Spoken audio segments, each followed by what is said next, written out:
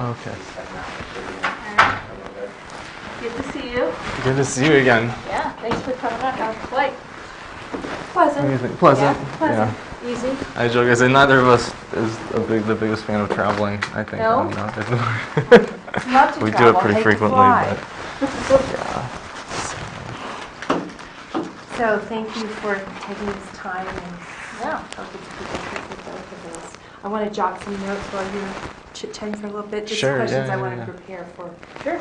So we're, So you just gave them the tour. Okay. yeah, it's overload, so just making it. Overload. That's pretty good. That was impressive. Yeah. So what, is this your first time visiting a Planned Parenthood, or have you visited before? No, we've visited Planned Parenthood before. This is the first time in Colorado, though. This is a really impressive center. You know, most of the physicians' offices that we've coordinated with before are very small. So. We're busy.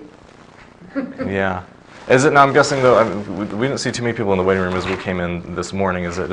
I guess most of your procedures obviously are scheduled later this afternoon because you don't start until 11:30. No, they'll be in consent. Now's a busy time when they come in. Okay. They'll start trickling And they out. have their ultrasounds in. And then they go through their consent session, so that's like an hour and a half. So they're probably all in the back in the rooms getting consented. Okay. Or they're still getting their ultrasounds, but they trickle in. Yeah.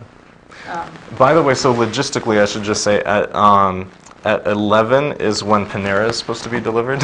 Okay. Because I figured if you have to go to 11:30, like when we're doing lunch, we'll bring it at 11. So I gave them your phone number, Okay. but it's complicated because I wasn't, because we're ordering, Officers, and so I said, yeah, we'll be, the main contact, but it is going to, it's not our office. Like, what am I doing?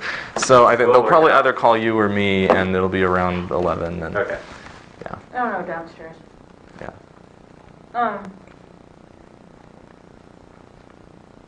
Sorry. It's kind of like,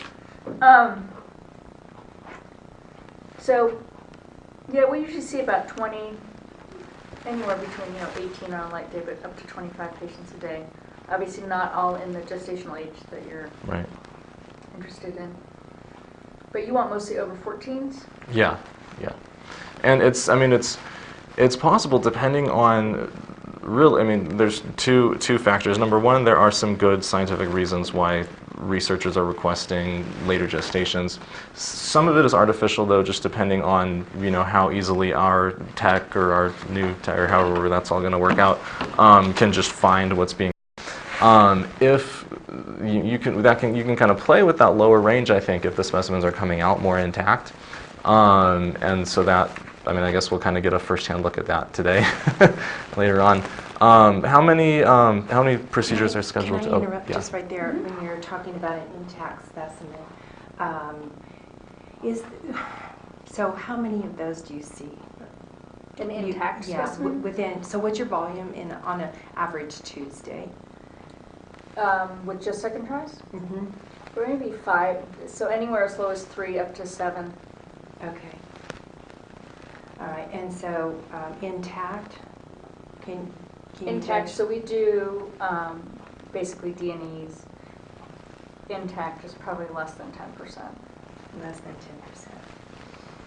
10%. So they're going to come out in parts and pieces, but you don't want, so I was thinking that, like in terms of fetal parts, that we would just take all of it and send it, and you guys would take out what you wanted, but you want to take out what you want before we send all of it? Right. Yeah. No. So for the kind of requests that we're catering to, it's very specific organs and tissues that are being requested. So, for example, a paired liver thymus from the same donor being used in skid mouse research or something like that, and that's stuff that has to be actually isolated, within minutes after the procedure is done, packaged up, and then just shipped off, overnight to whoever the researcher is. So yeah. So like we've talked about before, So technically, we wouldn't be sending to you, we would be No, sending no. it directly. Exactly, yeah. So we would either, have, probably at least I think initially, we would have, one of our technicians we would send out to kind of, walk everybody through it and start to get used to the process. And then I think we floated the idea of training JR to do it if that's still on the I just table. hate to have someone fly out, you know what I Right. mean? Like, Yeah, we don't- I wanted to talk to you about There's that, a the variability. Logistics are, yeah, Mhm. it's just so Right. variable that, or if you knew someone here who was on the ground that was trained. I do know someone is not that reliable, so I think JR would be more reliable. And then it's just, Because there are some other practices around. I don't know if you've talked to Warren Hearn. He obviously has much later gestations. That if you had Yeah. someone on the ground that could work the area.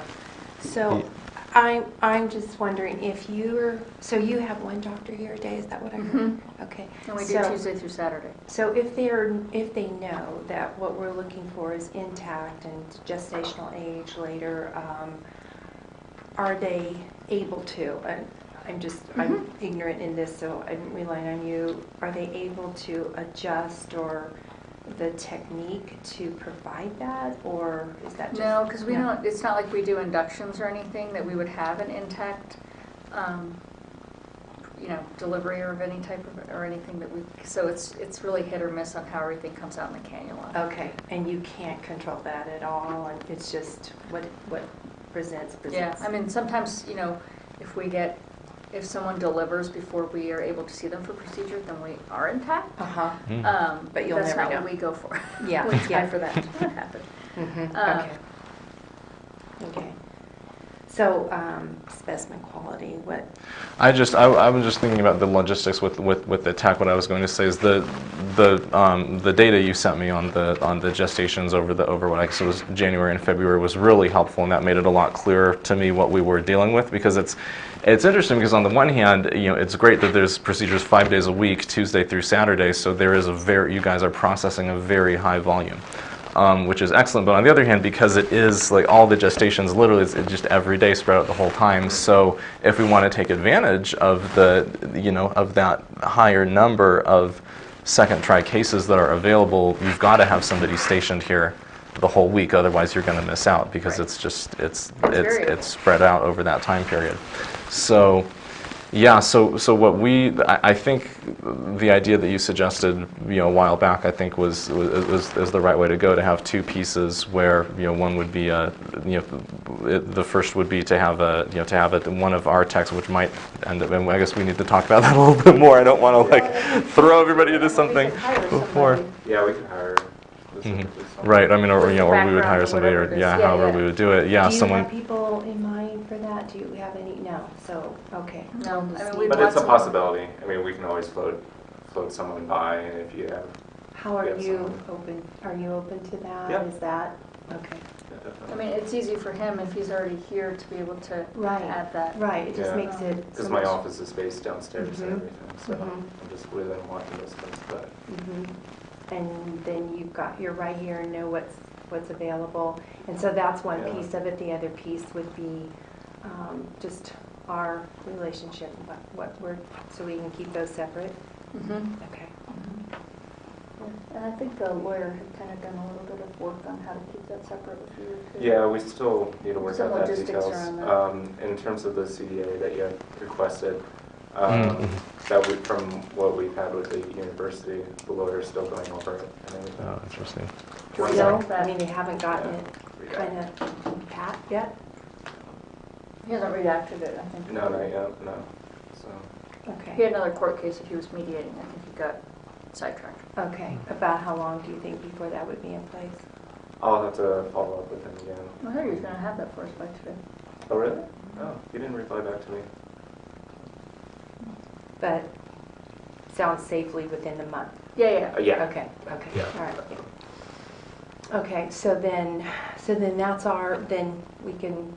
I can assume that's in place, that piece is in place, so then it's ours really, and I want to make sure that this is productive for both of us, that you're Absolutely. happy, I'm happy. I'm going to rely on you for the figure for the, is it 200 that, Yeah.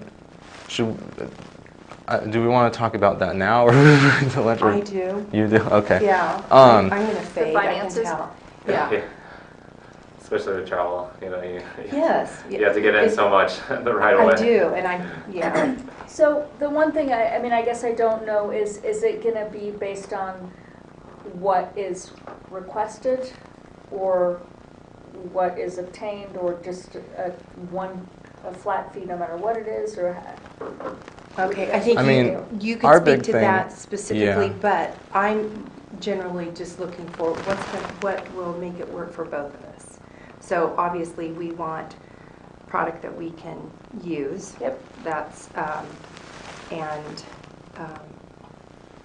I think that's probably the biggest thing, is that Yeah. we want to avoid paying for material that we're not going to be able to process and Right. use and send to researchers. So if there's, we certainly see a difference between, it makes a big difference to us if there's a case that is, so mangled we can't even get like a shred of, piece of liver out of it, versus something that we can get, we can get liver, thymus, pancreas, and neural tissue. So Obviously, that second Sorry. case is a lot more. Yeah. Sorry, no, didn't mean so to. compensation could be specific to the specimen. Okay. Mhm. And I think then we would just, I think for us, we would need criteria Yeah, clear criteria. for what makes something Usable or usable. not. Okay. Right. All right. And even if you have pictures, because I think some of it is Right. visual, at least at this level. Mhm. Right. Mhm. Because we're not looking at things under the microscope to be able to see if Right. whether it's usable or not. Right. So this is going to be naked eye determination, and so those kinds of things of what you're looking for. Obviously, you get trained. I don't know if I've ever seen a thymus, but maybe I haven't. I don't know that. I know I've seen livers, I've seen stomachs, I've seen plenty of neural tissue. We usually you can see the whole brain usually come out. Mhm. Are Does the- that make it more difficult for you than if we're looking for specifics, and is that going to be harder on your end? You mean for the specific Mhm. parts? Mhm. As long as we know what we're looking for and we know what it Yeah. looks like. Because Specific. I would want you to know that up front, Mhm. knowing that up front, so compensation would be higher if it's going to specific specimen you're going to have to look for. It's going to take. I want you to be happy in that and make sure we're compensating you for that. So if that's a higher compensation level, where I want to make sure that we can provide that. I think as long as there's clear expectations and Right. guidelines and proper training as to Okay. what we're looking at and everything, and that will definitely help. And also maybe the expectation that there will probably be screen fails and everything, that not everything will come through. Right. properly. So one way of maybe controlling for that, the best way might be that, if rather than looking at a flat fee per case, I know what some of our competitors are doing right now is paying per, actual procured specimen. So if there's a case where we can only get liver, and so we have a set fee of maybe like $50 per specimen, or maybe it's $75 per specimen, and that specimen is what can be procured. So if we can only get liver, that's one unit, or one mark, 75 per specimen or 50 per specimen. If we can get liver, thymus, plus neural tissue and kidney, then that's 4 specimens, and then it's a higher total. Because the situation with the university though was different. It was a lot less When you guys were intensive. Or working no, the university that you were working with. I'm trying to remember They wanted just villi, and so for them it was a lot easier. They had criteria that non-smoker, no medical problems. They had a whole list because they wanted normal placental tissue and villi. And so once people met their criteria and were willing to donate, we just took the gestational site and did it really easy. They weren't looking for specific parts. Right. And so that way, with them, our fees were just basically for every placenta we gave them, and they give us flat fee. Right. Okay, flat fee based on placenta, But it was so simple. easy for Yeah. you, right? And that's what I'm imagining. This is a lot more This is not going to be intricate. This is- simple. Yes. yeah. So I want to make sure you're. Yeah, and if you, do you Compensated. guys have like another organization? Whatever you need to. Right? Do you want me to drop this at the Front desk, please. Yeah. No, take care. Thanks Thanks, for coming Denise. by. Thanks for dropping Good to by. meet you. Bye-bye. It maybe, because we could also come out and see someone that you guys already have a contract with who's doing this for you. I think that would be really good for us to. To do training, yeah. That Yeah, way. I mean, Yeah. that way, because we can talk about it as much, but for us to see it. Yes. Right, Someone else right. really. See the action, yeah. I think it would be worthwhile. Yeah.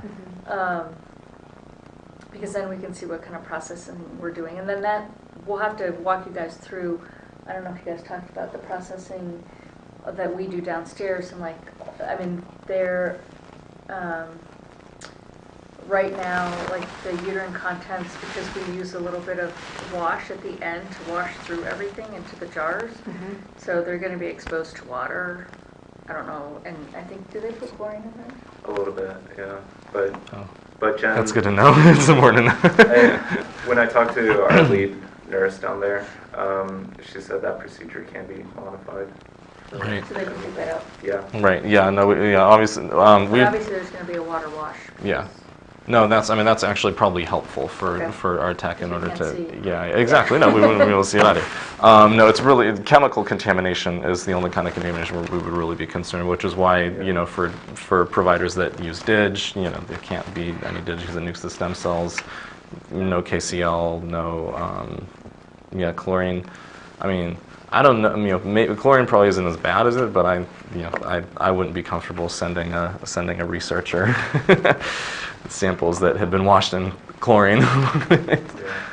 Something else when we were in the lab, the room off, your storage room off to the, so if In the we- back? Yes, so if we needed room in there for packaging, boxes, or Yeah, how would otherwise our that? research, we have some room too. We could Yeah. easily figure that out. Okay, Good would that be a storage area. problem? Would that present? Okay, you're saying that now, but when it actually gets into it and somebody's stumbling over something, or, I've How kind much of been. stuff are you going to have, I guess, is the question. Yeah, that's, 'Cause these are- um, What is your process? Why don't we talk about that? Let's Yeah. say we do procedure 17 weeks, so we have, fairly large identifiable parts. Excellent. Um, So what we would need is we need a technician, whether it's one of our people we've sent out or one of your people that we've trained and then, 1099 or whatever. We need a technician, a trained technician who's there in the path lab to receive the specimen. They can do, I think probably most of your typical processing with it anyway to, strain it out, float it in the dish and make sure everything is there. Whoever's the provider can come by and just take a quick look for, arms, legs, cowl, all of that. And then our tech would have, a pick and just like a little.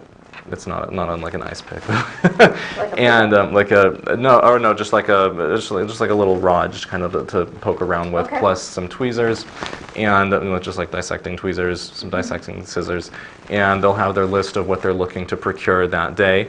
So let's say that we have a request for 18 or 16 to 22 week liver thymus paired from the same donor. So they would, receive the specimen, wash it off, get the okay to procure from the provider that there's nothing missing. And they would just do the dissection, take the pieces that we need, package it up. We typically would use like a 25 or 50 mil specimen tube, just exactly. And they put it in there with some solution. Formalin or water? RPMI is what a lot of people request. I mean, different researchers will always have different protocols. They're requesting all kinds of different things sometimes. So it just needs to be packaged in the specimen tube. That gets typically either dry ice or wet ice, packaged in a FedEx box, and then overnighted to Safety whoever it's going. Packaged, and then FedExed. So Nothing out. it's not unreasonable. The only things that would fall, obviously with the later procedures, they occur later in the day. Mhm. So what happens if the last pickup is, 6:30? Yeah, I think Oh, the interesting. last one to get Can out you of refrigerate? Denver. And do the next day? Not often. I mean, it's rare that somebody. I'm just going to look at where's the closest FedEx store. Well, It's, we know. Is I it- mean, I know from it's right next experience. to Sonic. I don't know. Uh-huh. It's, That's I- like the It's that's like a the block and a half. closest. Yeah, and a I block think and a half. yeah. It's, I mean, maybe I think my question and is there's how. a UPS store here Yeah. by Panera's. There's both. But the last one out of Denver itself is 7 p.m. Uh-huh. From their FedEx airport facility. So would there be any way to, if we brought in unit, would that be clumsy? What kind of and- refrigeration? I don't know, I'm just, I I just- don't know right now. But you don't think? I don't think any researchers are going to want to take. I mean, Day old or yeah, no. Well, overnight. because the problem is when you freeze fetal tissue and then you thaw it, you're losing cell viability every time you So do what about that. just refrigerating? Um, and freezing? Oh, interesting. Like if we could, I mean, Just a it's small unit. it's I'm just- 24. We've basically got 24 hours like of refrigeration, and sometimes even not that much. I mean, it all depends. Well, it would Different literally researchers are be, different. so if we did a case, let's say at 6, by the time it got processed, we were like. Oh, so you really are doing Yeah, second they're tries as later. late as 6 p.m. Yeah. in the Can day. you design, I mean, that's on purpose to do the later, Well, because we'll let them prep They all need day. time. Yes, they need Yeah. time to prep, Okay. especially the first pregnancy or Right. whatever, they might need time to prep. uh-huh. And we're planning on going to 18 to 20 weeks by the end of the year, which means that those people really might be the last cases that we do in the day. So I could see that running and abutting right, and I hate for that to be the, like, we're rushing because we need to get like. the- Exactly. Right, patient's right. No, gonna and be like, that probably "Excuse me?" won't get us the kind of quality Yeah, so specimen. it would be great if we could collect the stuff and put it in, I don't know, we have freezers. Yeah, we have freezers. Or we could get, or, you know, you Yeah, can the give us what you small want. Yeah, the small refrigerator, I'm refrigerator. thinking, That we can, because we keep temperature logs too for the Mhm. research stuff. So we could always keep a temperature log for you if you had a, Mhm. like, specimens can only be refrigerated, not frozen, has to be between this range. mhm. We can make sure it stays there and just And leave it time overnight, it. and then the first thing in the morning, we Mhm. could come in and get it shipped out at 7 or 8 a.m. You know, Mhm. they pick up pretty early. Mhm. So it wouldn't really be 24 hours, it'd be probably less than 12 Right. or Like a same day shipping Yeah. or, shipment. I don't know. Okay, so that seems like a hassle, again, wanting you not to bear any of that. So obviously compensation for that would be higher. We would bear the cost of that. Mhm. Okay. Even if it's, you know, just a little area that we own for that, not that we own, I'm yeah. Reserved. reserved, Yeah. thank you, for refrigeration and, So if we had a refrigerator, probably keep it in your office with the other refrigerators that we have for studies. That way it's all in one place Locked. and too. locked at Yeah. night. mhm. And my suggestion would be, because your office is locked, that we either use that or the other keyed space that we have to store any containers, liquids, things Mhm. that go with this process. Mhm, So mhm. that way we don't have to ever worry about someone misusing Stumbling, it. yeah. You know, Right, like, I right. don't know what this is, hey, I'm gonna put this, you know, like that way it's just, and it's locked, and that way. Where did you- our RPMI go? Yeah, I mean, you know, Yeah. these are all sort of considerations, that's why we Yeah. have this office locked at night. And since you're the one, at least right now, you're supposed to be doing it, it's super easy for you to grab what you need and go over there to do it. Yeah. Yeah. I guess my other question is, so let's just looking at, like real specifically today. What does today look like in terms of volume, gestational ages, times of the day? I have that no different- idea. Oh, you But we can haven't check looked at when the we go log down yet. there. Yeah. I Yeah. can grab my computer now. And so, I just want to get back to the timing, because the specimens will be going sometimes as far away as. Right. So, I mean, sometimes it could be, well, unfortunately, Colorado's in the middle of the country, so it's kind of equidistant wherever, even if it's going to New York or North Carolina or San Francisco, or it's kind if, I mean, it's one thing, I'm thinking just with like preserving the specimens or just refrigerate, it's one thing like if it's going to Oklahoma, for example, there's a research institute that we're talking with right now that's doing some real exciting work. If it's going there, I mean, that's courier distance. Somebody could courier it just from, at 6 p.m. or wherever to, get it to wherever they're going. And most researchers are eager to coordinate with the procurement schedule as well to receive their material with the freshness that they need. And so that's one thing if it's going like to Oklahoma or even maybe Arizona. If it's going to like Washington State or North Carolina, that's where I'm getting worried. Like I don't know. It also depends though on the. I mean, a lot of it's going to depend on the specimen quality too, though, because I mean, if we're talking about obviously like if if we're getting like a shredded up half piece of liver and half of a thymus that's already lost a lot of blood and the cells are dying and it's that's going to be harder to preserve. Whereas if if there's like an intact trunk that that there's still been some circulation for some of that, and that's just going in the refrigerator.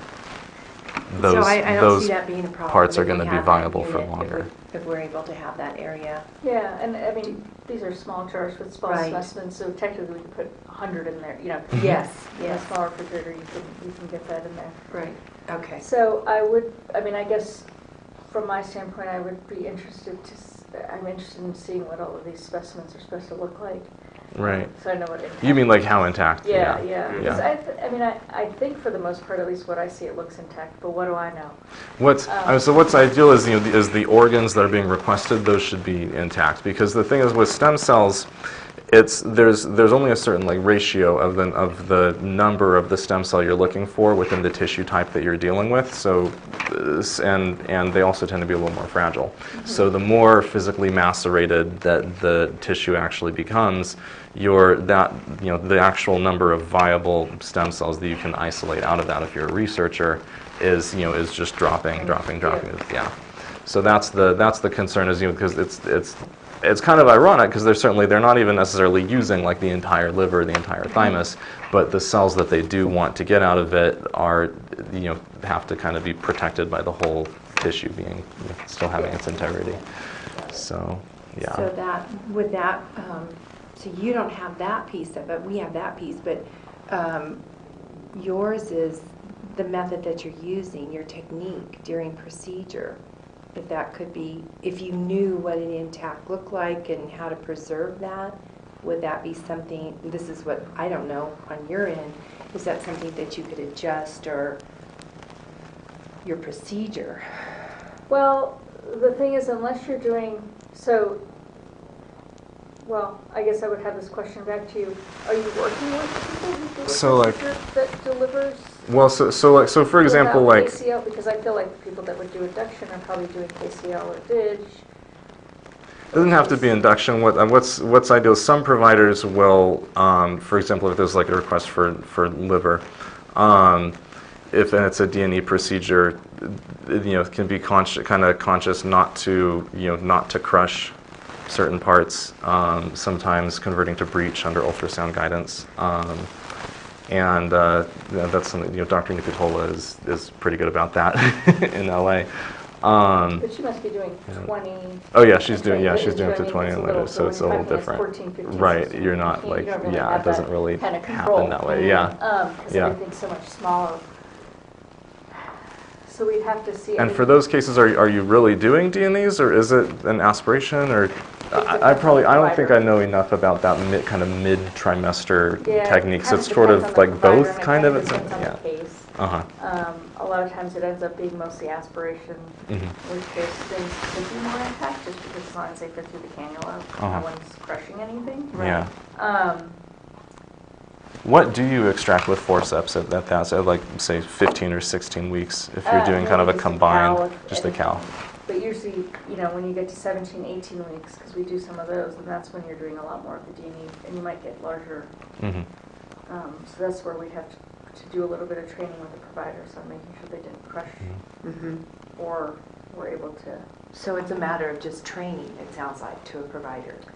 I think so. I mean, it's hard to know how their specimens come out right now, because it's not like we've ever been looking. Yeah.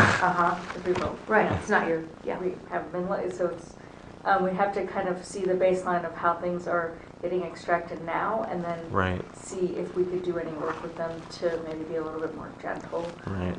That's what I'm excited to see today, is to really get a handle on the baseline, and what exactly the volume is we're dealing with, what the gestational break, if it kind of matches the data that I was looking at for January and February, and then also exactly see a visual examination of the specimens afterwards to see what are we baseline, what are we talking about here, and how's that going to.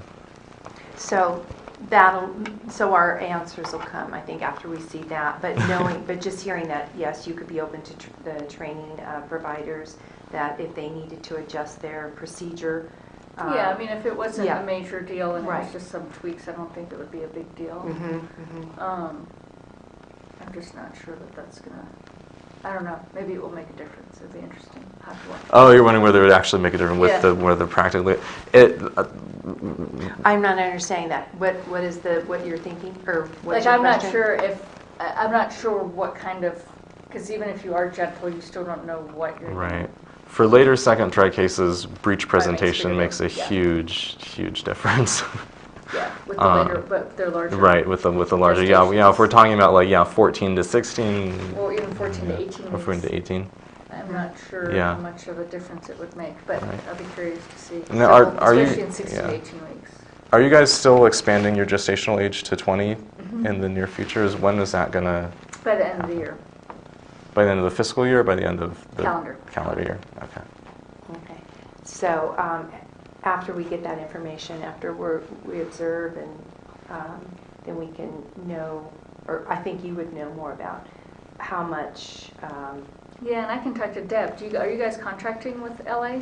We're not, unfortunately, no, we're working with, we're doing, actually we have another site visit scheduled in Pasadena in just a couple of weeks, but Deb Nicotola we've been really close to over the past half year or so.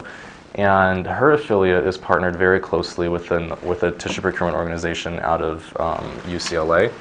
And we've asked, we would like to move in on the but it's just unfortunate, once somebody is in, they're kind of in, and They're doing theirs locally, or are they shipping out like we would be talking about? The TPO that's based out of UCLA, they have a tech that is at the LA site every. Someone's there. It makes it easy. Someone's exactly. There. Yeah. It's right on the ground. Yeah. And so exactly. No, they really do. Yeah. So they're doing that all the time. JR would come in, right, to make that easy. Yeah. Yeah. Yeah. I mean, I think if you're open to that, I think that might be the most logical thing to. I think what we're getting at is that there's a difference between shipping and then having that tech locally that can just drive it over to UCLA. Oh right, no, yeah. Yeah. And we wouldn't be asking you to courier or anything like that. That's a little too difficult. Yeah.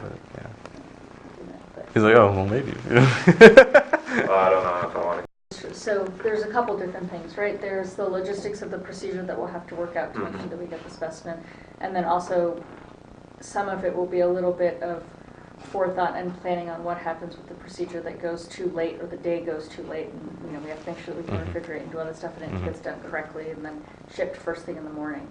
I guess logistically, my only concern really with having you do the procurement is you do take vacation and you do get sick.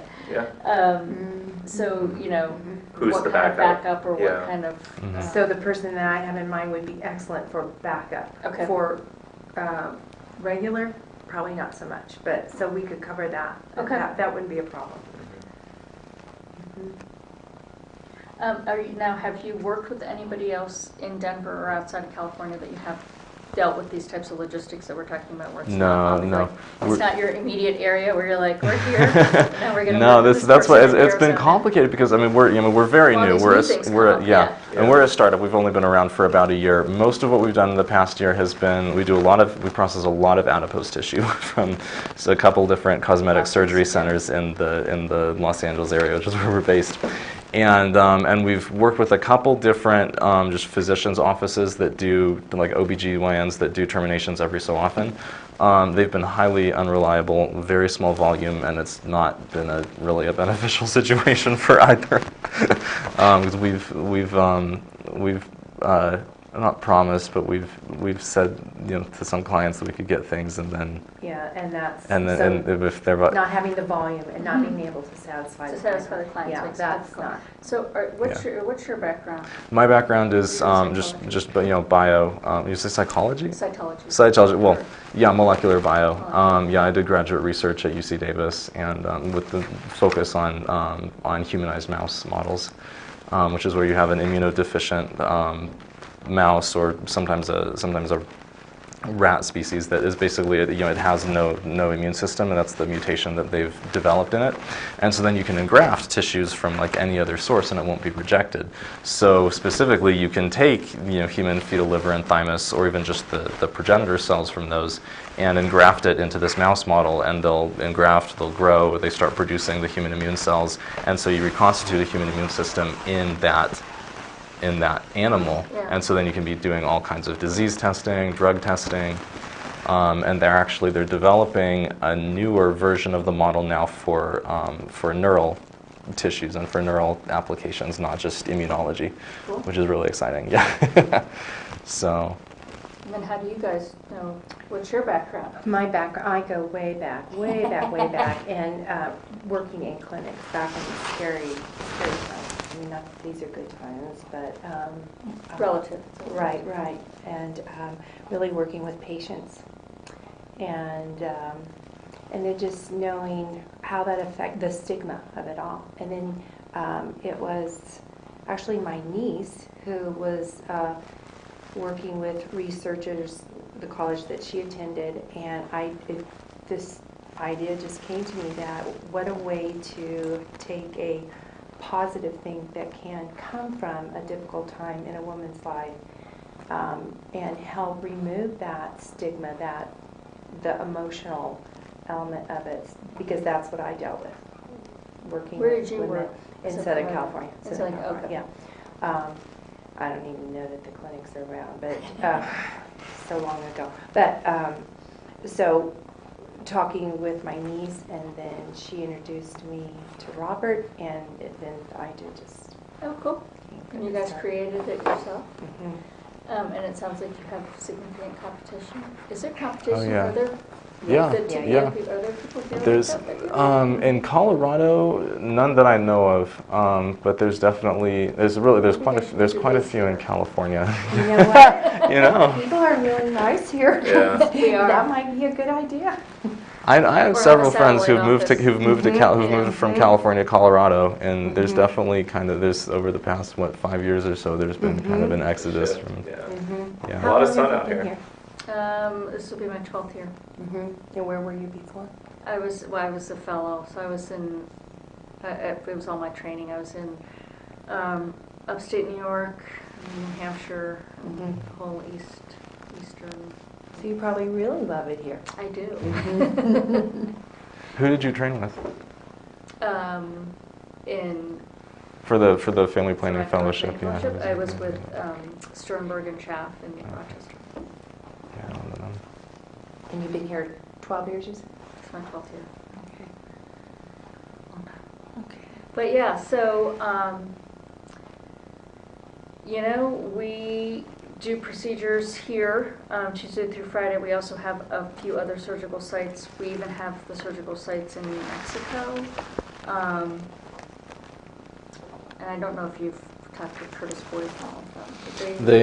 But I do talked with KCL. Susan Robinson, and yeah, they're doing they digit 18 weeks, Yeah. and they're actually I think they're already doing specimen procurement for the University of New Mexico, right across town, and that's for their earlier second try cases. Although Susan was telling me that Susan Robinson was telling me that she had she I guess works in some of the California Planned Parenthoods as well, and where some of the other TPOs were based and had partnered with them before as well. And yeah, it's just unfortunate. California is really saturated right now with this. I mean, and it's almost like you can't have too much of a good thing, but at the same time, sometimes people get maxed out with it, and that's Well, it sounds with like once the. someone aligns with, one group. once you get the system set up, just like Yes. we're talking now, it's sort of Right. all over the Right. place, we gotta figure it out, we'll figure it out, and by the time we do all the work to figure it out, who wants Who to wants start to over? change? with something Right. else? Yeah. Exactly. Well, I mean, and Pasadena is the only one that doesn't seem to be partnered, and so that's why when we found them, we're like, oh, maybe this is what we've been looking for. Their volume is very small, so it's still we're trying to One, fill it, one surgical site. So it's kind of that's kind of an experimental thing for both of us, I think, for each party, and we're going to kind of see how that plays out, for the rest of the spring. And then there is another affiliate that apparently their TPO that they are partnered with right now is not coming very often and really isn't taking hardly anything from the volume that's there. So that might be another opportunity, but it's touchy because I guess the CEO is a little concerned about how that would look, and there's some people are. If I could sell it to the lawyer, the CEO will be fine. Yeah. Yeah. Are you having trouble with the lawyer? Or no. No, but that was when we were talking to him. Once legal approves, then it's kind of like, Uh-huh. okay. It's just having that, having them do their job right, Mhm. so that we can come in and do ours. Yeah. And make sure that both sides are Mhm. being satisfied. And so, well, you said that piece should be in place for sure within the month, right? Okay. Yeah, no, we should be able to get that input. Okay. The other thing I'm just thinking of is I work in Fort Collins at least 2 to 4 times a month and tend to be the provider there that's really going up to 18 weeks. And so I wonder if my getting trained to do some of this stuff might be easier, because if I'm working up there, I'll just take stuff with me and can get it set and ship it on my way back, because I'm usually done there by 4 or 5 at the latest. And then drop it off at the FedEx on my way home. Yeah. That seems like a lot for you to do. I don't know, how hard is it? I feel like picking up a specimen. I don't know, maybe I'm making it too simplistic, but I feel like getting a specimen. I think it's. I'd have to see it. Well, I'd have to look at it. I mean, if It at least gives us another opportunity or another site. yeah, I'm thinking. I mean, I if think if from they're your that end, enthusiastic it sounds wonderful. about it, I just want to make sure people are happy and compensated, and it's. I mean, or we doesn't. could, I mean, the other thing we could do is look at training one of the nurses or someone who's there, who then could be the person on site up there if they're going to be doing it. Because that way it wouldn't just be reliant on me as a provider. You could have any of the other docs, because they work every Friday, Saturday. But they get a lot of later procedures because they're northern Colorado, and so we get all of Wyoming and a little bit of Nebraska and Oklahoma to drive down, and the Dakotas as well. They just tend to be a little further in gestation, because by the time they get it together and get there, they tend to have a large volume too of second tries. Okay. so you think more of your later cases might actually happen at Fort Collins? No, No. I mean, we're open here much more Mhm. than we are there, so no, I don't think that's true. Yeah. But it's just another venue that if we're going to put the logistics together, we might as well think a little bigger. Yes. We can definitely start here and not try to do everything all at once. Right. Slow pace Mm-hmm. rollout, but something to consider to make sure that we meet whatever sort of goals we set for ourselves in terms of coming up with. Because the surgical sites we'd be looking at, so there's here Stapleton in Denver, there's Fort Collins, We also have one in the Springs. Colorado Those would be Springs. your metro areas. We have one in Durango, and we have one in New Mexico as well. But Those would be harder to get to then.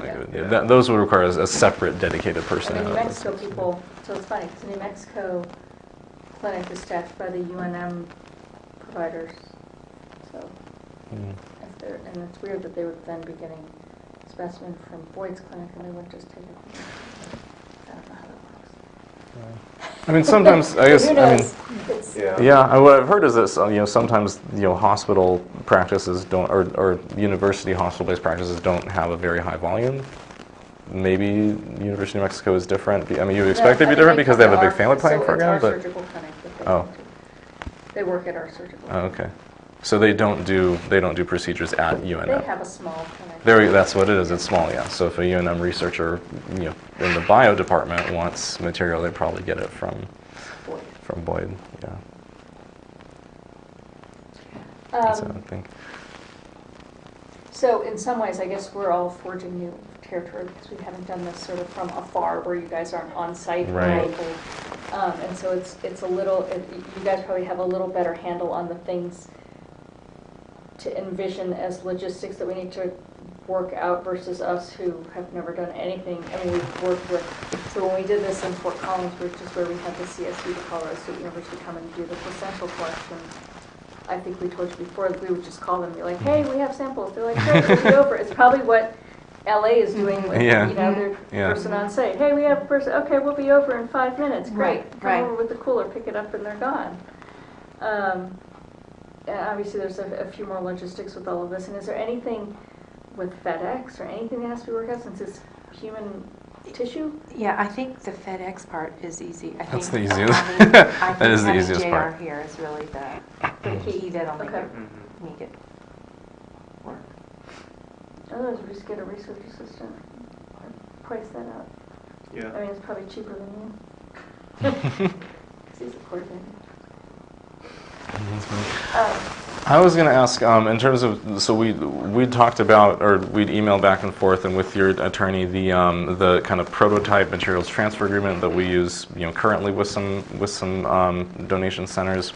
Then I know that in the past you said that with CSU, it was the research contract that I guess the attorney is redacting right now. does it make a difference, on your end, which of those, No.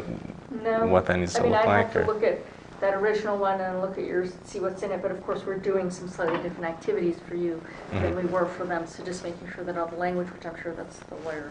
That's he's their gonna do. problem. Yep, and just make sure it's all spelled out, and I know that our legal is obviously very in tune to just the overall politics of the state and what, the antis would do. I don't know if you ran into them when you guys came. Oh, yes, this is the But, welcoming committee.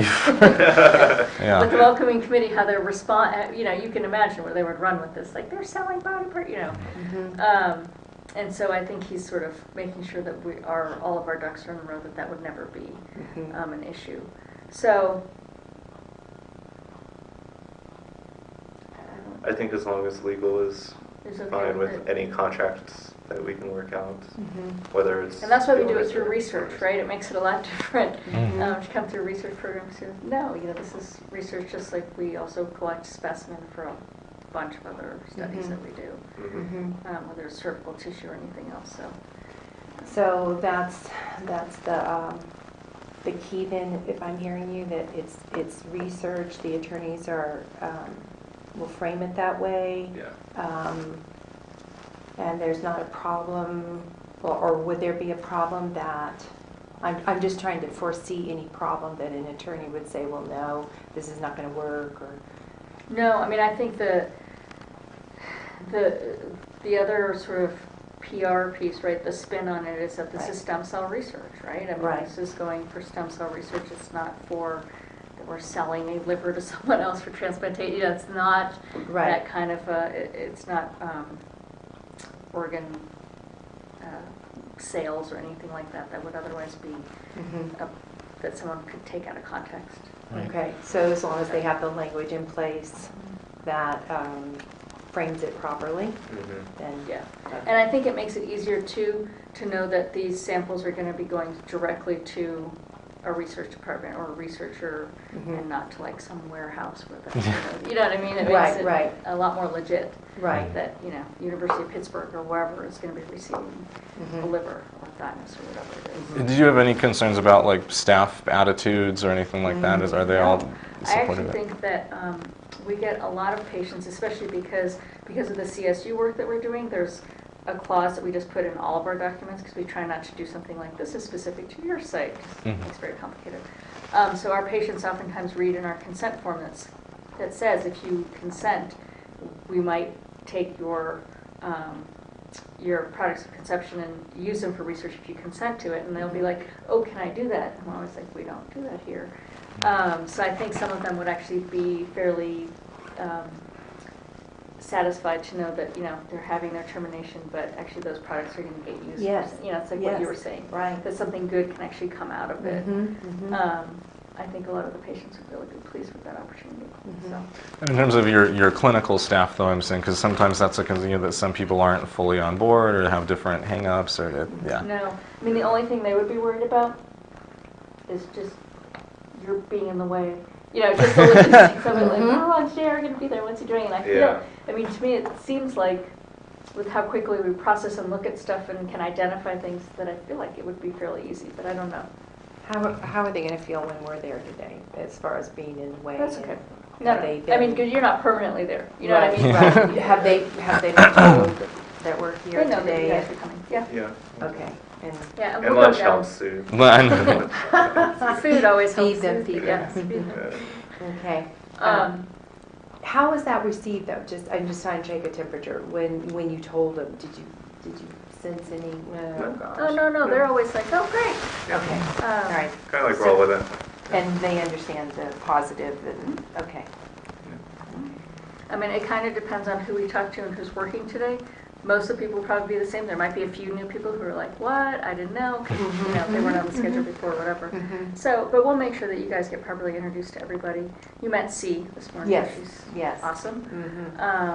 And so she's also a really good champion with the staff downstairs. She used to run that before she got promoted, so she knows all of those folks fairly well. Okay. And I'm just trying to think. Desi and Mari are on board. Yeah, They told me. I talked to Mari this morning. I don't think we'll have. we'll have to put a little bit of language during the consent session, just so the patients get they'll have to consent to, I'm assuming that you guys have some generic consent. Right. Yeah, I was going to ask you, do you guys have a copy of the consent you were using for Fort Collins, or was that provided by the university? I at that, or who? think I have one of those. Could we Who's- get a yeah. copy of that? I'll have to look at it. Just to kind of compare it with, I don't know. Whose consent form was it? Was that the university's, or was it yours? Or you don't remember? But I'll look at it and I'll let you know. okay. I think it was theirs, but I'm not sure.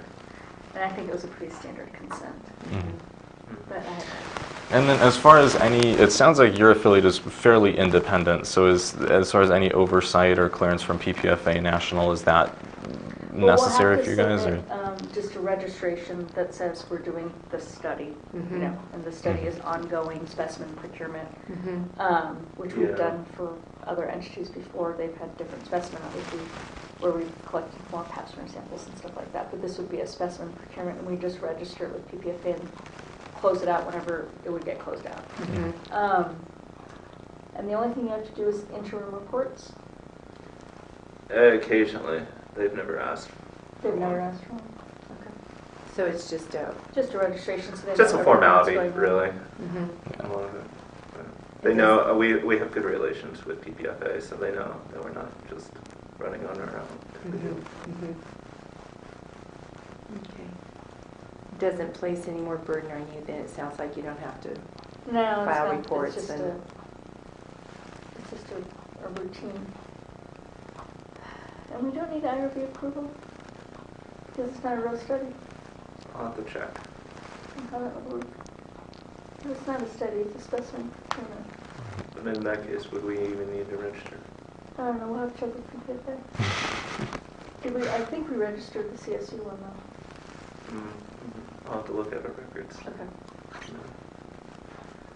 But it doesn't, I mean, But I since don't we, know how that was couched, so we have to look at if that was registered or not. yeah, regardless, we are still able to do the CSU one, and PPFA. And that was the only collection you guys ever did before in the past 12 years. Did you remember? It's just, yeah. Yeah, no one else has approached us. For, then they were doing, what studies were they doing? Abnormal placentation. Preeclampsia kind of stuff. How long did that go on? Well, we gave them enough placenta, they were like, stop. So we actually haven't cut off our relation to them, but they just haven't needed anything from us Okay. because they can get so many cells, I think, out of even one placenta. I don't think it's as few and far between as like the stem Right, cells. no. So they can get a lot more out of it, especially when it fits their criteria.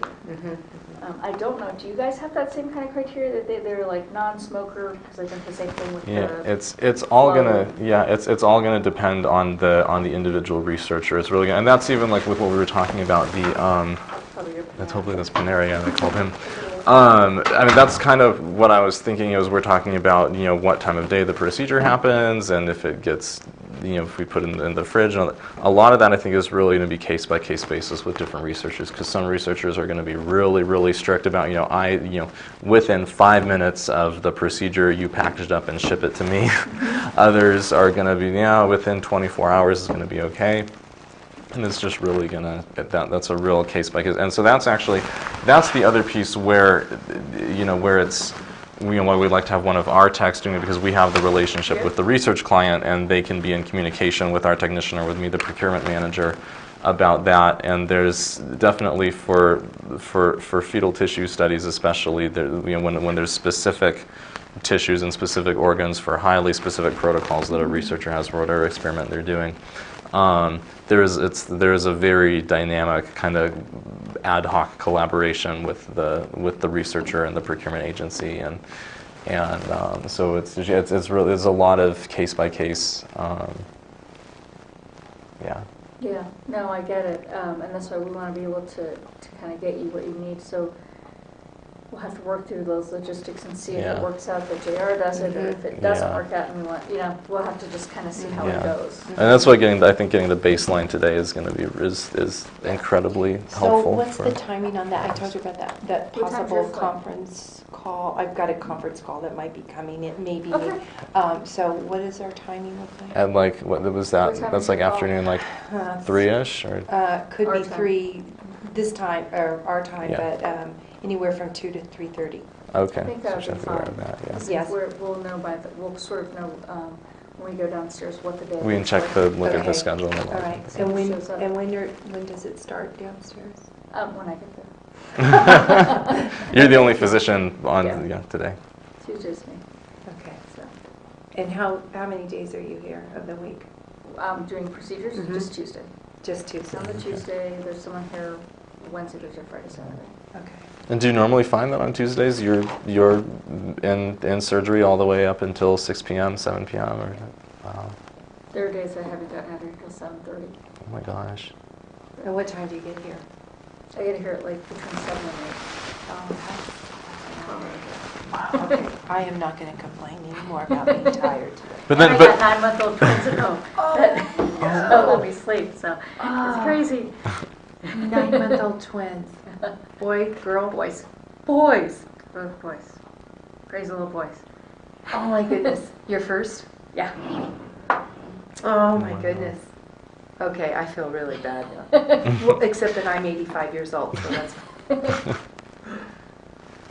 and yet you still want to do the procurement on your own and the Fort Collins and the FedEx and everything. It's another, because that's what we're saying. You say that now, but when we realize there's another part-time job that I'm doing on top of everything else. Well, the thing is, it's not like we do, second tries all day. That's You know what I mean? Like they're 1 or 2 a day. Mhm. So it's sort of like when we did the CSU stuff, we were all trained to do it. Pick this thing up, you put it in a jar, and they can. I hear that optimistic. Yeah, no, But we when wanna you be get in the realistic about car, it. when you're getting in the car and you've got little ones at home, and I've got to stop at FedEx. It's gotta Well, be- usually when I come from Fort Collins, I don't see because they go to bed at 6:30, so I usually miss them at night. So who's helping you with them? We have a nanny at Oh. home, and then my husband works from home too, so Oh, he's usually there. perfect. But otherwise, unless it's a Tuesday, like Mondays, I usually work from home Monday, Wednesday, Thursday. Mm-hmm. And then I do 1 or 2 Fridays in Fort Collins, but otherwise I'm home. Mm-hmm. And then since they were born, I don't do any weekends. See And plenty. the commute around here doesn't seem to be It LA. can be. Really? Like I-25, what I have to come down, because I live about 25 minutes away, Mm-hmm. it can be a little, that's why sometimes I leave between 6:45 and 7:30, and then it'll take me like 45 minutes to get here. Mm-hmm. But, Mm-hmm. it can be a little tough. I don't think we have as many people as LA does. I don't think you have the type of drivers. And we don't have either. the type of drivers. But we end up with all these California people that don't know how to drive in the snow. Ah. Or we bring our attitude here. But I think that gets corrected pretty quickly. Mm-hmm. You rub off on us. Yes. Okay, good. So have you had any other bites from other Planned Parenthoods? Other than Pasadena? It's taken about a year to Yeah. really get the ball rolling. And Deb Nicotola was really she's like, you guys need to come to some meetings. She's like, SFP, the national conference, the med directors, like everything. And that's what it Medical took. directors? Oh yeah, Okay. yeah, and we're still kind of testing the waters with how much it's okay to talk with different people about who else we're talking to, because some people want to be a little more private, a little more. But yeah, I it's think with the affiliates, I think it'll be really important because this could be. So I guess I'm putting on. I've been here long enough that I do a lot of stuff nationally with Deb and some others. That I think, and Deb is. I'm assuming probably talked to you about, this is potentially, like we were talking before, a hot button issue that if the antis got a hold of it, could really run with it and make it really negative. So I feel like if you're talking to other Planned Parenthood, we sort of all have to be on the same page. Right. Almost to the point where we have to disclose to each other that we're all doing this. So if anyone gets Interesting. called out or runs with it, that we're all like, oh, I didn't know you were doing this. Oh, I'm doing this too. Oh, we have to be. I think we have to be coordinated with each To other. keep the story straight. Yeah. almost. Well, and to make sure that we're all saying the same thing. Right. And that the CEOs are all saying the same thing. Right. I mean, I feel like, you know, there's donors and there's the CEOs and all those people who do a lot of public interface that would need to be able to speak to any questions that came up Right. appropriately, and that we would need to So, be able to control that rather than, right. I like to be proactive about that kind of stuff. Right, and that reactive when it everybody's gets all screwed speaking up. the same language, it's framed the same way, so And that that, the understanding is the same of what everybody's doing. right, So whether you tell me, or I would go back to the other side of, if you have other Planned Parents you're talking to, I would get all those CEOs in a room and say, look, we're talking to your affiliates, and Mhm. we're, you know, have legal processing all of this stuff from each individual Mhm. affiliate. We just need to make sure that all of you know that you are working together on this project. right. Yeah. I think the resistance that I have felt is from people that, yes, they want to do it, but they don't understand that doing it right can be easy, just with getting the attorneys on board, having, I mean, we all know that, for example, compensation. I want to come in and pay you top dollar because I know what you're going to be facing, and I want you to be happy. I want to make sure our suppliers are happy. So compensation, okay, your cost is negligent.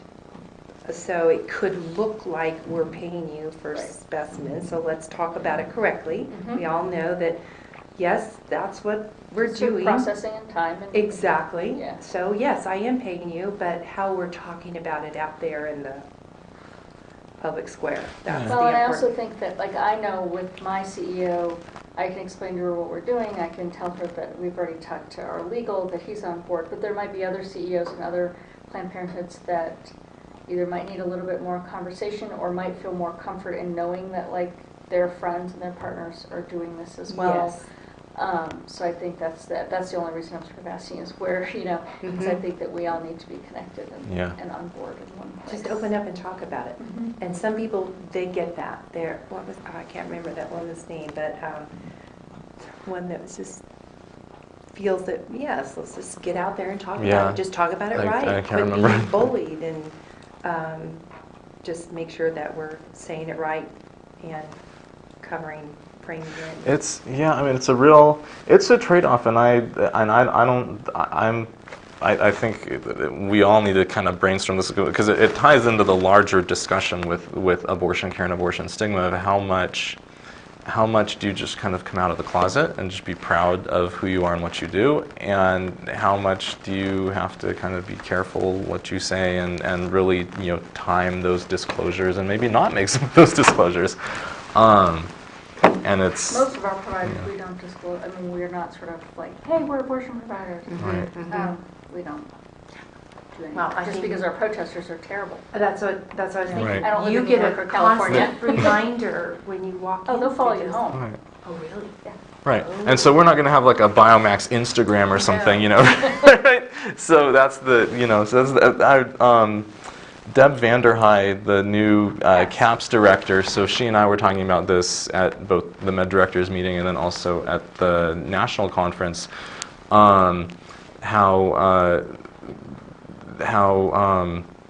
Just, you know, the question of what, you know, whether, you know, what. She ended up making me a little concerned because she was talking about, you know, what about the headlines, what about, you know, as if it's like fated to happen anyway. And I'm Well, thinking like, what, you know. The problem is we are a target, right? And so they do Right. try to find something to make it look bad, you know, it's just, it's, I guess, what comes with the territory. I mean, what were we going to do? Like So- shut down fetal stem cell research because, Well, you know, I mean, but no, that's we the can't. thing. I think there is you have to look at the public understanding, you know, of everything. So it's different when the public hears specimen procurement versus stem cell research. Mhm. Those, you know. So that's just the language. Yeah, That's what I'm it's all talking lingo. about. It's It's getting all the lingo. language right, making Mhm. sure we're all saying the same thing, Mhm. that is in fact what we're, you know what I mean? Like, that's what we're doing. We're doing stem cell. We're the Mhm. first part of stem cell, making stem cell research happen. Mhm. And that our patients are actually proud and satisfied with being Mhm, able to mhm. participate in that Mhm. because of their circumstance and the decisions that they've made. Mhm. So I think that that's where I think sort of the bonds of the Planned Parenthood itself, Mhm. and working through Deb, if that's where it is, to say, you know, let's get all these people connected because they're all interested in getting the logistics worked out, I think. can just I be think what helpful. Planned Parenthood offers too is the education of the public. The public just doesn't know. And so that educating them using that language, I think that can be a positive. Yeah. Yeah. So hopefully we'll get a lot of, a lot more interest. It's it's definitely skyrocketed over the past, really especially this year moving into 2015. It's really been exponential, like how it's gone over the past 12 months, and this is an exciting time now. Oh, that's great. So, I mean, yeah. The only other thing that I would sort of be concerned about is, are the other Planned Parenthoods doing this through research, or are they just doing it as a standalone contract? Right. Mm-hmm. Because even though we're doing it through research, if it comes out that someone else is just doing it as a business sort of venture, it's a different spin on it. Mm-hmm. So how could you imagine that being handled if that is? We'd have to, that's where, I'd have to talk to Deb and see who else was involved, and get us all together. I think Deb could probably spearhead something, so to sort of be on the tail end of your conversations where you actually have contracts in place. Are we talking about Deb Nicatola or Deb Vanderhei? Nicatola, because I feel like she has said before that they decided at national that research was overkill for tissue procurement because it's not really research, it's just collecting Well, tissue, I so know there's no that studying. putting it under the research gives us a little bit of a little overhang sort of over the whole thing. It makes it look better. Yeah, publicly I think it makes a lot more sense for it to be in the research vein than as a, Right, it's how we business talk venture. about it. Yeah, it's How how we we talk talk about about it. so even though they don't want to do it, and I may need to call research and Deb and just kind of shake this out, because I do want the other Planned Parenthood, I want us all to be making the same decision. So if we all decide that we're going to do it outside of research, then we do it outside of research. But if we all decide we're going to do it under research, that we have a different path, that we know that we're all registering and doing the same thing. Again, it's just that cohesive bond, I think. That we So you really think there should almost be a national policy and protocol for how Planned Parenthood affiliates do tissue we procurement? can't, just because we're all so different. Oh. But we have to know who else is doing this. Mm-hmm. Because if you have someone in a really anti-state that's going to be doing this for you, they're probably going to get caught. Someone's going to be poking around a lot more with them just because of the state that they're in than we might have here. They're pretty bad out there. They try to find stuff. They Don't seem very sophisticated. They're sort of, they definitely go for the easy. Like if they Google something and they find it, they're like, hey, great. But if it takes a couple layers or some work, then they usually don't go for it. But So the more layers we can put out, research and this and that. And but that's what I mean. We all have to be following the same. script. Yeah. Right. And This attorneys. this is not California. Right. You step out of California and it's not so nice. Mm. And we really have to play politics with the environment to make sure that we're doing things legit, but we're also protecting ourselves. And How our patients. confident are you with your attorneys' work that you've seen? They're building many layers so that they are making it difficult. He's got it figured out that he knows that even if, because we talked to him in the beginning, we were like, we don't want to get called on selling beetle parts across. Neither do we. states. You know what I mean? Like, no one wants to get. Right, so how do we protect ourselves from that? Yeah. And I think then part of that conversation happens with, if you are talking to other plans, we have to make sure that we're all doing this, taking the same steps to make sure that we don't get labeled with something that we then, because it's better to be proactive and have yourself ready than to get labeled with something and have to prove that that's not true. To go on the defense. Yeah. Right.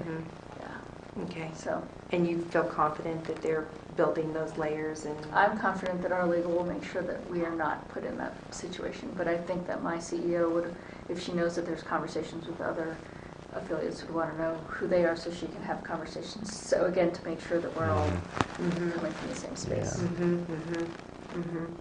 Talking about it the same, framing it the same. And so, And preparing the same, mhm, you know, if anything happens, that we all know how to work together to be like, is it the press in Denver? It Mhm. might be happening, you know, Mhm. who knows, but we usually try to be connected like that. That's good. So Deb's a good vehicle, you know, and she'll give you those opportunities to meet all the affiliates. And now that you're starting to get more and more traction amongst medical directors and amongst people who are interested, we just might need to circle back. And I'll definitely have a conversation with research and then with Deb to Yeah. be like, where do we want to fit this in? Because maybe from a logistics side, it's too much for research, but I feel like from a Right. veiled side and getting a little coverage, Mhm. it's a little bit easier to do it under research, and I think that's easier sell to the Interesting. public Yeah. of doing tissue procurement for stem cell research than to be doing it outside of that. Yeah. Mhm. I mean, I feel from what I understood at the national meeting, it sounds like CAPS has kind of figured out the framework already. Well, essentially the legal framework, not the PR framework. That's completely different, and that's The not legal in my. framework for the stem cells? Yeah, well, the legal framework for tissue procurement and compensation and all of that, you know, so that, you know, because I mean, we all agree that this is a valid exchange, and we wouldn't be doing it otherwise, but we have to make sure that on paper I it can talk to Deb looks the Vanderheim right. and see what she has to share. I don't think I've connected with her around this. So I can see what she has. And so, do you think there are people that, like you're saying, it's a valid exchange? Do you think there are people that would resist that, though? Have you felt that? Internally? Yes. I think that it just takes, you know, it's not like I can go down to my CEO, who I see fairly, or the COO, who her office is right next to mine. Hey, what's going on? Oh, well, I just had this meeting, we're talking about, like, I don't think she'd be like, oh, great. She'd be like, what? You know, it's not like I'm going, hey, we had a meeting with BD and we're talking about collecting, you know, pap smear samples and, you know, we're going to do this specimen procurement for them. Oh, great. And she'd be like, what? And then her first question would be like, did you talk to the lawyer? And I'm sure, you know, there would be questions, just out of curiosity, protection, you know, all those things that we have to take into account when we have these kinds of conversations, which don't happen often. Yeah. Okay. Okay, anything else? I think, I mean, I'm starting to get a little hungry. I don't know I about don't the know rest what of to, you. do you think you I- took the stuff downstairs? I think Maybe. you come back up. Yeah, Maybe I mean, we're getting Steve close will to. just Yeah, turn maybe if they just wheeled in all the We food, can go then it down probably and see where he yeah. is. And And then we've got about 10 minutes until Yeah. 11:30, so we can take a look at the schedule and figure out what is on the docket for the rest of the day. So, have you guys gone to Pasadena? I don't even know what this is. It's real interesting actually. They've got like 2 buildings now, and one is like the family planning building, and then across the parking lot is the AB building, and they might be they only have 1 surgical day a week, but they might be adding a second one at the end of the fiscal year, and That's pretty small. it is pretty, yeah, it's small though. I mean, but since it is, you know, greater Los Angeles area, it's still a sizable chunk of the population, so. They only go up to 16 weeks though, so that's another question is we're trying to figure out, you know, maybe if they use an iPass, like then we get better stuff, but it's like all up in the air. How about the iPass and the handhelds? Because we can use those too, but the largest cannula you can get on there is 13. 13 millimeters? Because then you have to change the connector, which you don't get. So then you're really talking manual because it has to get it. Oh, wow. You know what I mean? Yeah, because you've got a big small thing. So what you want to do is you have the biggest cannula. Yeah. The other thing is, I mean, I think we'd all love to get 17, 18 millimeter cannulas. But Oh, really? you can't. No one makes them. The largest you get is a Really? 16. Can we make those? Why doesn't anyone make them? No. Can't get them. There's, that's when you switch to the DME, right? Right. But if you had a cannula, you probably get better specimens. Yeah.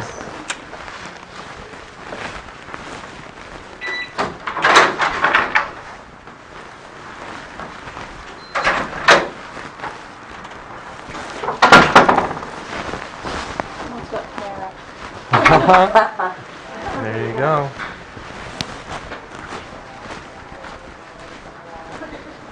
I was about to pull this out just for you. Oh, what is it? It's a vegetarian. Oh, thank you. Yeah, I'm gonna put it in the back.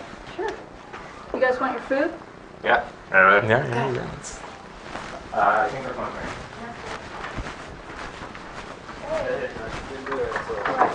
Fully staffed. Leah had her baby. Oh, here we go. She did. She did. You want to see pictures? Yeah, post on Facebook. Please.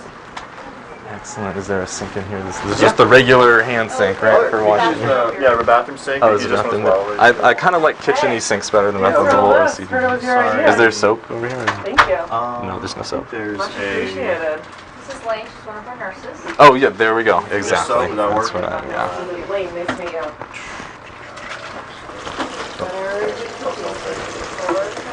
What's your name?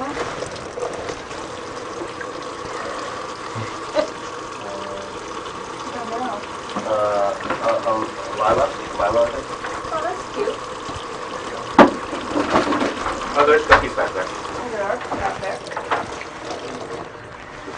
And then there's salad. There's a whole baguette. Alala. Alala. Alala. Alala. Wow.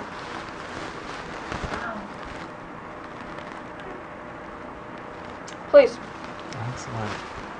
So here, are there sandwiches left, or is it just Yeah, there's oh, underneath? underneath. Okay. Go for it. Oh wow.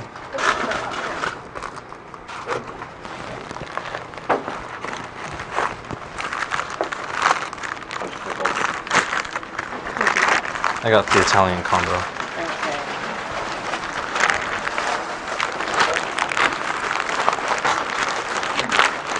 Is there room we can just sit down? I think this is the break room, so This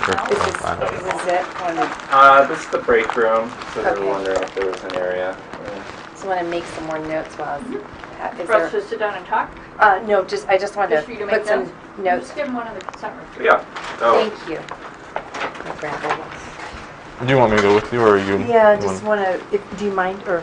That's fine. Let me grab a water bottle so I have that. I'll come back for the cookies in a moment. And then, if we can just take a look at like the schedule, just so we're aware of like the volume of everything. Yeah, before everything. 11:06. Oh, this is the first one. Yes, sir. I'm Jess. Sorry, David Robert Sarkis with Biomax. Nice. We Oh, so do, you're responsible for the lunch. Exactly. Thank you, sir.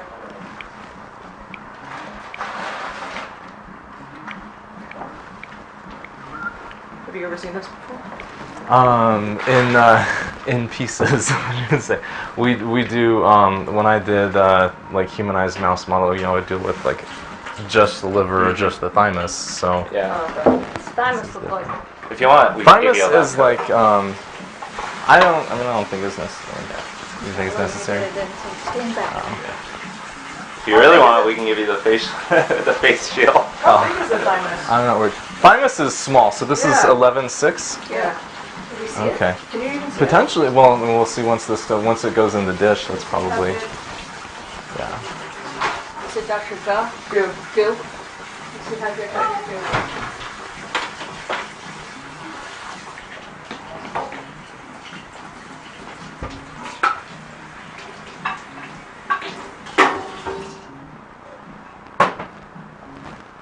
So also possibly a twin. Really? There was 2 gestational sacs. That's what was seen on ultrasound. Yeah, but it was unclear whether there was 2 fetuses. Just gonna do this to. Oh, look, umbilical cord. Let me check in through it and see how we're doing. Yeah.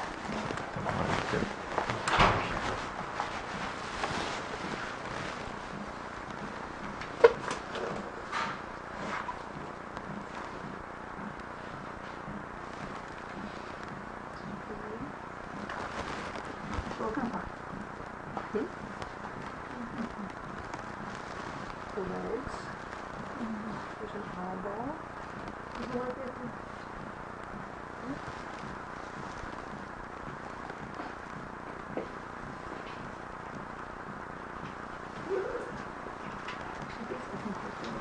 Oh, good. Oh, organs, excellent. And then do you see a trunk or a body cavity? Yeah, so that's the beginning of the thorax and the posterior spine.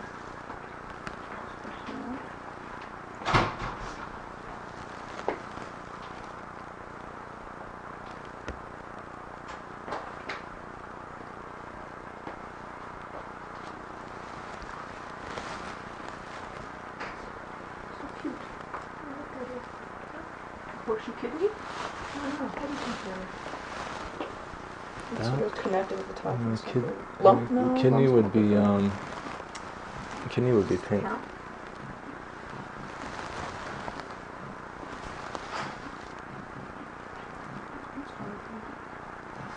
Was that crack? Was that just the little bits of the skull? Mm-hmm. So in terms of, I just want to see one leg, a foot.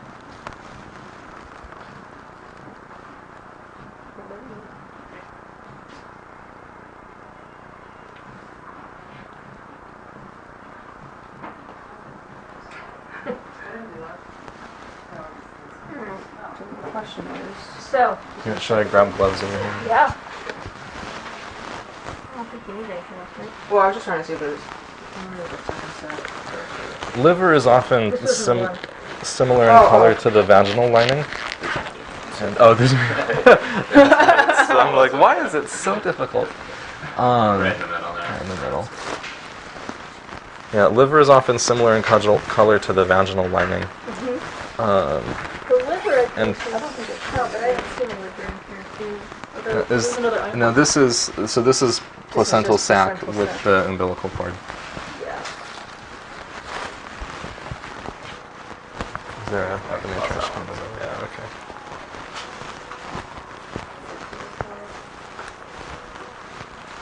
If you want to get Susan and let her know we have cases. Yeah, we got that. No.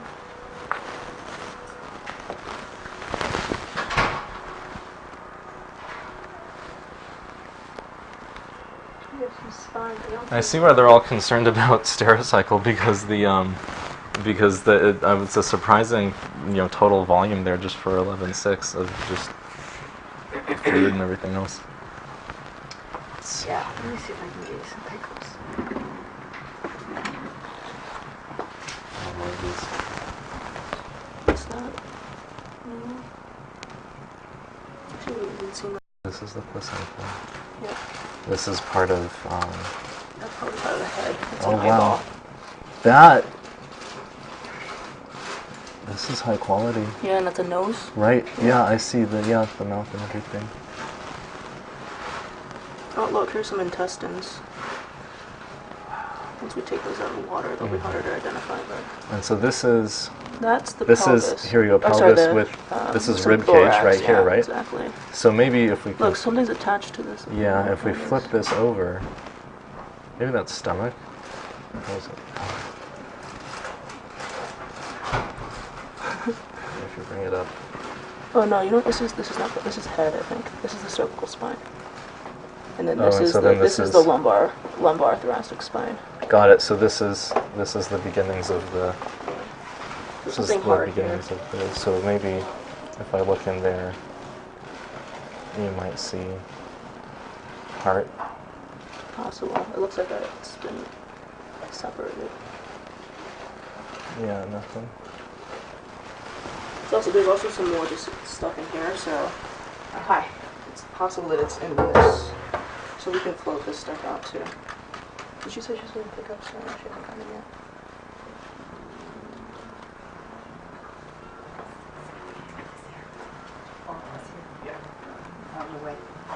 This is that's the intestine.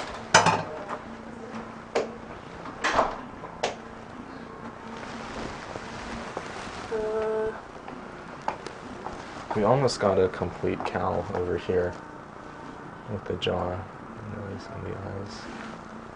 The top of the collar. I'm Jess. Hi. Hi. I wonder, this couldn't be neural tissue, could it? I don't know what that is. 'Cause it's white, it's in two pieces. It's hard I would imagine it'd be almost that small compared to the cow. this could be thymus right here. Really? Because thymus comes in 2 lobes, and it's lighter in color like that. And I think it's about the gauging by the size of, like we said, the cervical spine area over here. Cool. I'm gonna flip that over. You know what? Or maybe actually, no. Look at this, because it's this same white matter is coming out of this was where the head was attached. Yeah. So this is all cerebral. This is all neural matter. Cool. Okay. Elaine, do you want to walk into the bathroom and cover? Is that? Usually the organs are cleaner. Like they don't have like here's the heart. I That's think. the heart. I think so. Right. Yeah. Here's the heart. Everyone's I trying to think- get in on it. My fingers will smush it if I try to. You're trying to pick it The up. heart is You right found there. heart over there. I wonder if this is spleen, or sorry, not spleen, pancreas. So what would we, so you think that what you're talking about, the spear is the best thing to use for these? Oh, this? Yeah, Well, this is just to hunt around and look. yeah. But then obviously you'd have tweezers as well to pick up certain pieces. 'Cause I was If you going to had, get you something, but obviously it's not what we'd use because it would possibly scrunch. Right. So right. that's why I just didn't know what. We'd probably have to get some proper instruments. Yeah, we would provide that.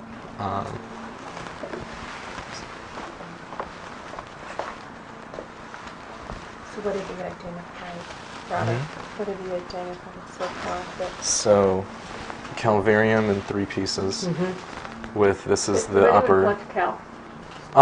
Yeah, I mean, people want cow because they want the brain, and so this is neural matter coming out over here because this is the the lower part of the jaw and the cervical spine, and so this is like spinal cord and So that's what you beginnings. want? So yeah, this is neural matter. I believe this might be I think it this might might be the like first. diencephalon, something like Yeah. that.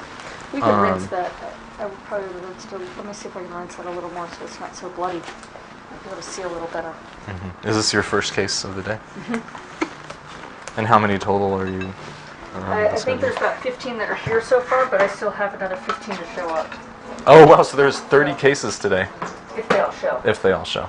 And they won't all be They this won't. horrible.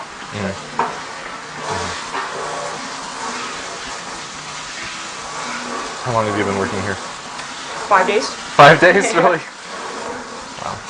No, it's not the day 5. It's not my day 5 of abortions. So Oh. I've been this for a little while.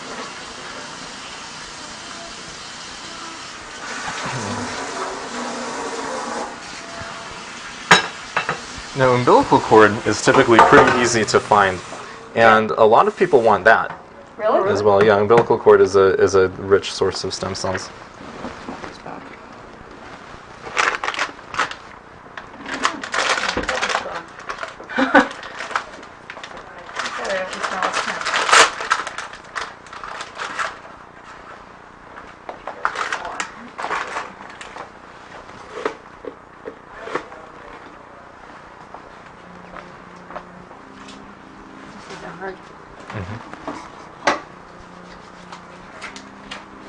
I'm really after liver. Honestly. Did you find it? We haven't found liver now. Now, a lot of this is all placental tissue in here, right? Or is Yeah, this some of it's endometrium. endometrium? It all comes out.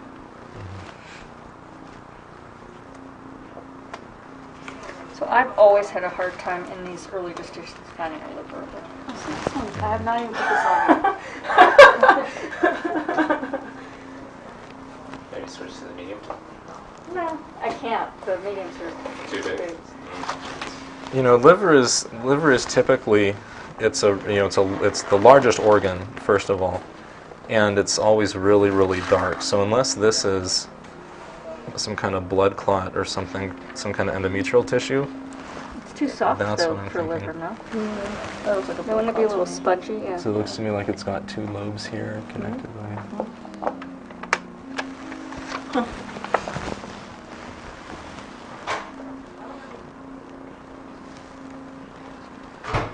A lot of times I'll get a full torso and I'll have like spine, kidneys, Mhm. if you can see everything. Do you want Yeah. the whole thing?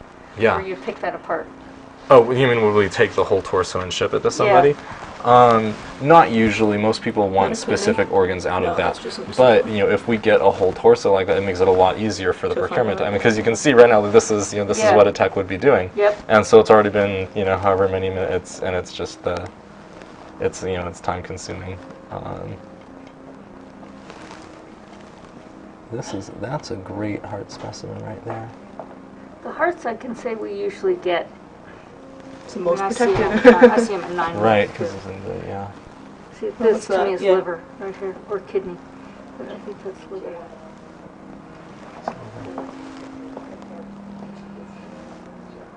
I want to go with kidney, but Kidney. no, I think My office is about. his kidney Maybe is the- light, but that but it's dark got thing, these yeah. multiple lobes, which No, is and honestly, what you would look for in liver. Really, I wish that Adrian Hicken was one of our technicians. He would know better than me. I think that's liver. You want to take it? It is something for sure.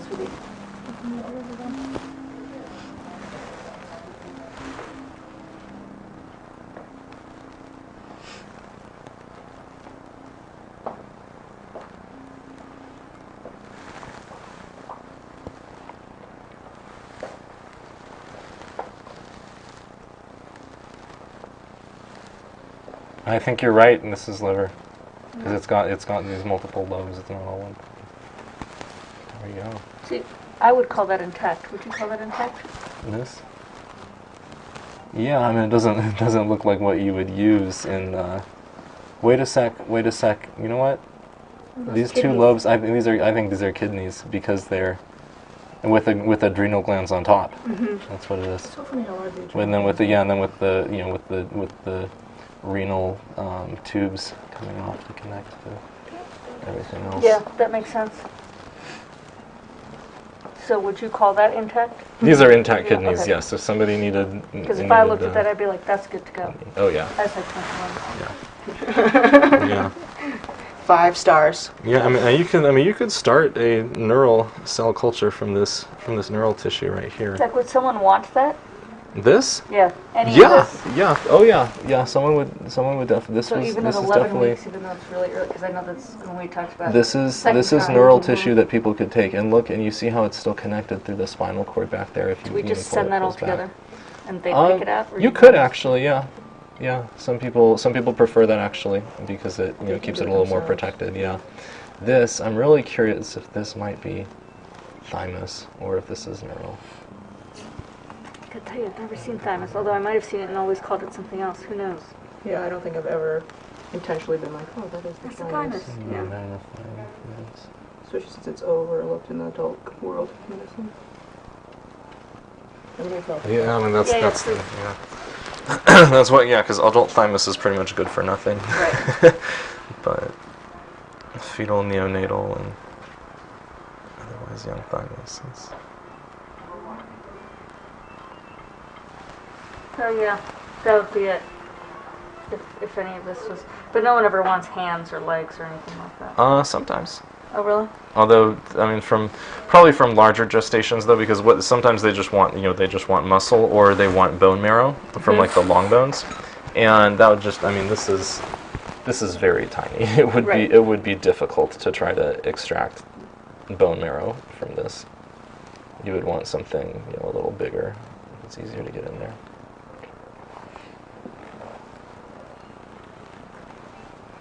Oh, we've got a whole. Is this lung on the side here? Or is this just... No, I think that's shoulder. It's just shoulder Girdle. muscle.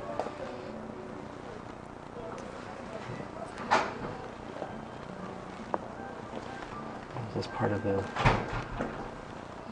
So if we prepare patients, so I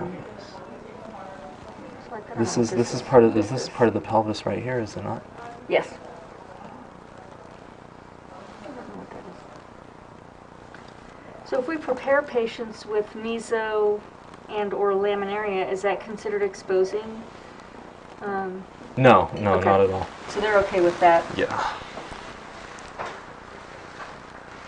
Yeah, and since and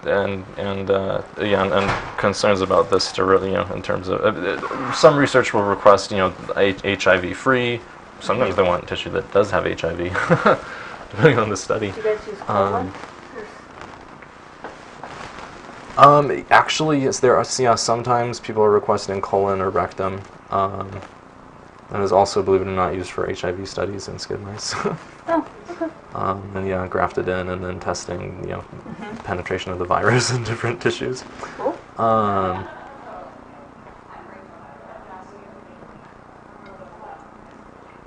Yeah, I think that's it. And there's more, but. What are because there are some second try cases. There's a scheduled today, is that 12-weeker correct, that I or- just prepped. I gave her meso, even though she's 11.6, so she won't wait that long. And then so we'll be doing her shortly. And then I think there's a 14-weeker or something that's coming up later today. But I don't know what time's your flight back. What time are you guys? Our You flight hanging isn't out until all late this evening. Yeah, Okay, the so only yeah. thing is we just got the conference call that we have That's to fine. make sure We can grab that's you for negotiated the right way. all the cases. So what if we weren't here, what would normally be happening? So we would have looked at that. Mm-hmm. We looked at the parts and then just. And what walked are away. you looking for? Just to account for everything that I'm expecting to see at 11.6, which is full.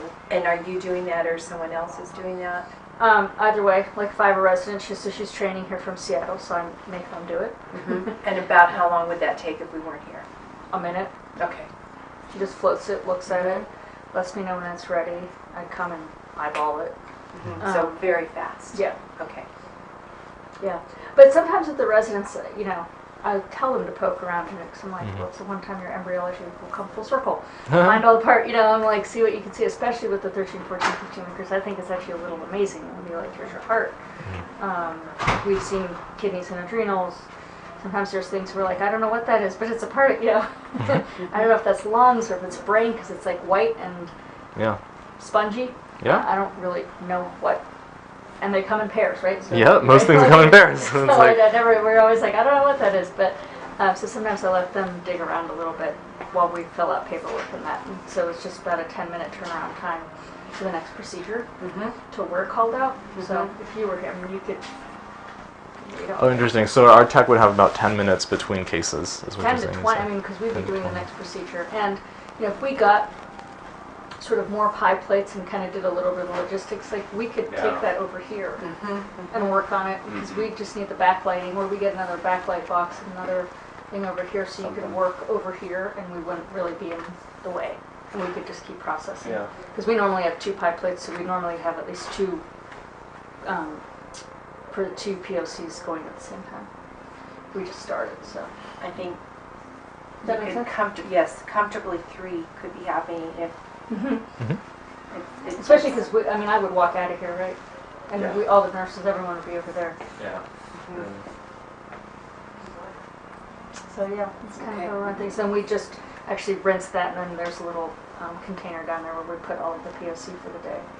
Just gets tossed. Now, when you say the nurses would not be in, are they out because we would be in here, or that would just be Like they their just normal finish flow? and then they go and get the next room Okay. ready. And so one of the nurses is in with the patient that we just finished, recovering her and then getting her to recovery room.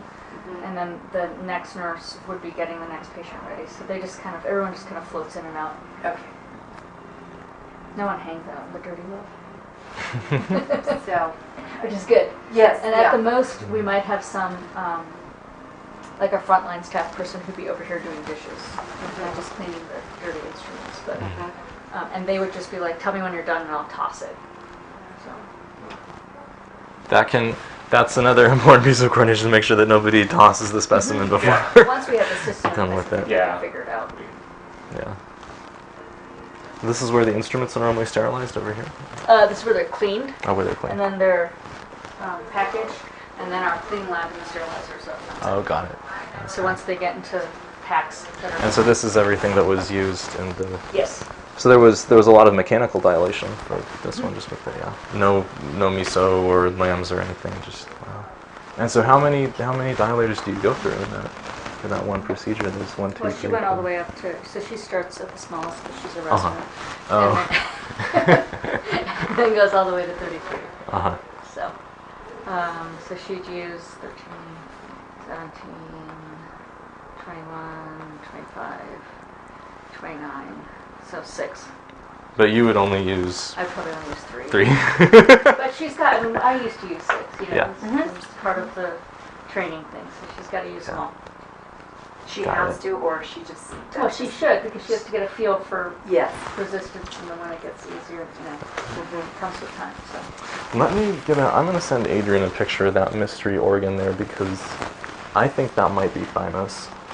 Oh, that little white? Yeah, that little white thing, and I want to make sure that we get that settled. I'm using sterile technique here to take my gloves off. Before I forget, let me give you the receipt. The receipt.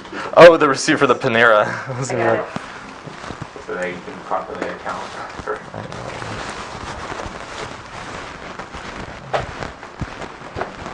Do you need me? I have a 7-4 ready to go.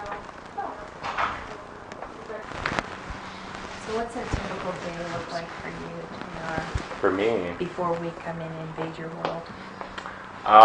it depends on the day, really. So yesterday I wasn't here. I was at another health center with one of our PTSD studies. What we're sort of Um, in the process of figuring out is these people are from Biomax. You want to give them a little bit of background that you're... Sure. So we are we're a human tissue procurement service. We provide a variety of biospecimens to different medical researchers, adipose tissue, cancer biopsies, fetal tissue for stem cells. And so we're here just doing a site visit to see what kind of enterprise we might Potentially together. would be a site Possibilities. where we would, Mhm. Patients could donate tissue? Mhm. Cool. Exactly. we would be selecting out specific things. What are the criteria? that It's they would have to always meet? case by case depending on the researcher that we're supplying to because everyone has a different study that they're doing with slightly different protocols.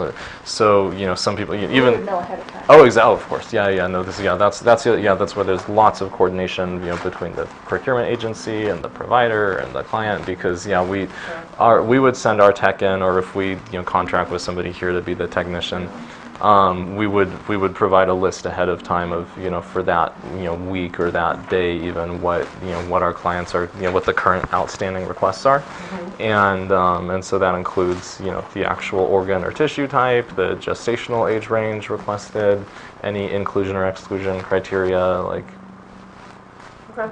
age, race, parity, HIV status, stuff like that. Sure. And So if there was to be like some kind of mandatory testing, would that be covered? Like, so if somebody wanted to donate their tissue, but say they don't have a current HIV test or something like that. Oh, and they- yeah. is that gonna be That's something on that us they with can our say, with our "You'll get relationship free with the HIV client that testing we with this"? we would send part of it out for testing separately. That wouldn't be like a Although fair I mean cost. that's why I was asking during the tour earlier today since you guys sounds like you do pretty much HIV, HEP, everything. Those are some of the major things that people are concerned about. So that might be part of it is that we set something up where we also contract with you guys to do the testing on. Do they want that testing specimens. done on the specimen? So yeah, many times they do, yeah. So then, I mean, that And that's could as simple as just actually running, be more, lure for the patient to donate. Yeah, is running to the say, patient's okay, blood we'll pay test. for Oh, all you're gonna this- get we'll pay free for your There you testing go. and stuff. Yeah. That would be more incentive. Yeah. Not that I think a lot of our patients would be pretty open to it. Right. I mean, I'm sure you I've know. had patients ask me before, Yeah. like, can I donate this? And I'm always like, I wish. You You don't see do it somebody to here. take it Yeah. or want it. So I think a lot of people would be a pretty easy thing to incorporate into our flow too. So it just happened during consent, most of it. And Mhm. Yeah, and then afterwards, we were talking about, so like, someone would float it, whether it's a resident or you or me or whatever, and then we'd look at it, and then whoever's gonna do the actual collection for procurement would then go in after us, and we'd all leave and go on to our next patient, and they could have the 10-15 minutes that we're still working to get what they needed. the only thing I would think we would need at that point would be like disposable, like strainers and stuff, right? Well, that would be no, because You if we would rinse still- that off. Do you use the same strainer for everything over there? Or Yeah, so we why? rinse it off Right. in between. I don't The know. It would be a question I for think you, so, of would it impact, Like, you know? because couldn't there be like other DNA then? That's really. I mean, that From see. other- But it's gonna go into a It's not different really- solution, and then, because I used to do some research before, we used to use bovine heart, and these gigantic things, but it comes packaged, and then you rinse it and process it and grind it so much that like by the time you tag what you need and get it out of there, I don't care if there's 15 DNAs in the, you know what I mean, like it gets. That's part of it, is that, yeah, I mean, depending on, if there's a specific something you're looking for, that contamination, if you have a fresh primary tissue sample and you're extracting your genetic material from the center of it, the copies will just, the copy numbers will just overwhelm the contamination. But I mean, for the most part, it's regenerative medicine isn't totally married to genetics yet. If somebody's doing, for example, like a humanized mouse model study where they're engrafting fetal liver and fetal thymus into an immunodeficient mouse to reconstitute a human immune system in the rodent, the contamination doesn't really matter. It's just a matter of having the organ or tissue still viable enough that it can engraft in and produce the cells. And if there's DNA from the patient or DNA from the tech, it doesn't really make that much of a difference in that situation. So, yeah. Sounds great.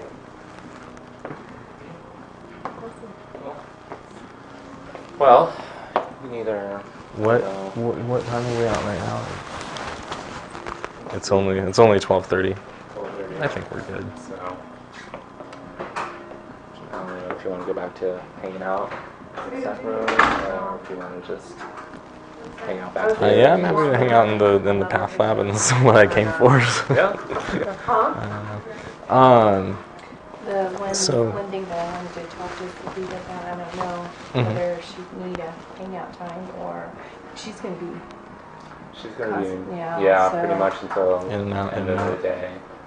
But there are low times and everything where you Okay. can, if she's sitting there in the office or whatnot, just chat Okay. with her real fast. Yeah, But the specific that I wanted to get, so maybe you could show me a low time that she's very passionate, I can tell, and very open to this. In fact, I'd like to know why would she be so open to us coming in, and she doesn't think it's going We to be want a to know what disturbance. drives you. Yeah, We yeah, that, I because understand. that's what I want to tap into as far as keeping this productive for both of us, profitable for both of us, yeah, I think. as this gets older. Yeah, over the long term. Like I guess what's the I know, term? right? We had a fun Weariness or 15 minutes, something. and now we're already sitting around The waiting. honeymoon period is over, you know. Right, Yeah, right. what happens after the honeymoon period? Exactly. I mean, so for me, I do my job is primarily research based and everything, but the thing is at PPRM, like research can be easily cut because it's so small compared to the other services that we have at PPRM.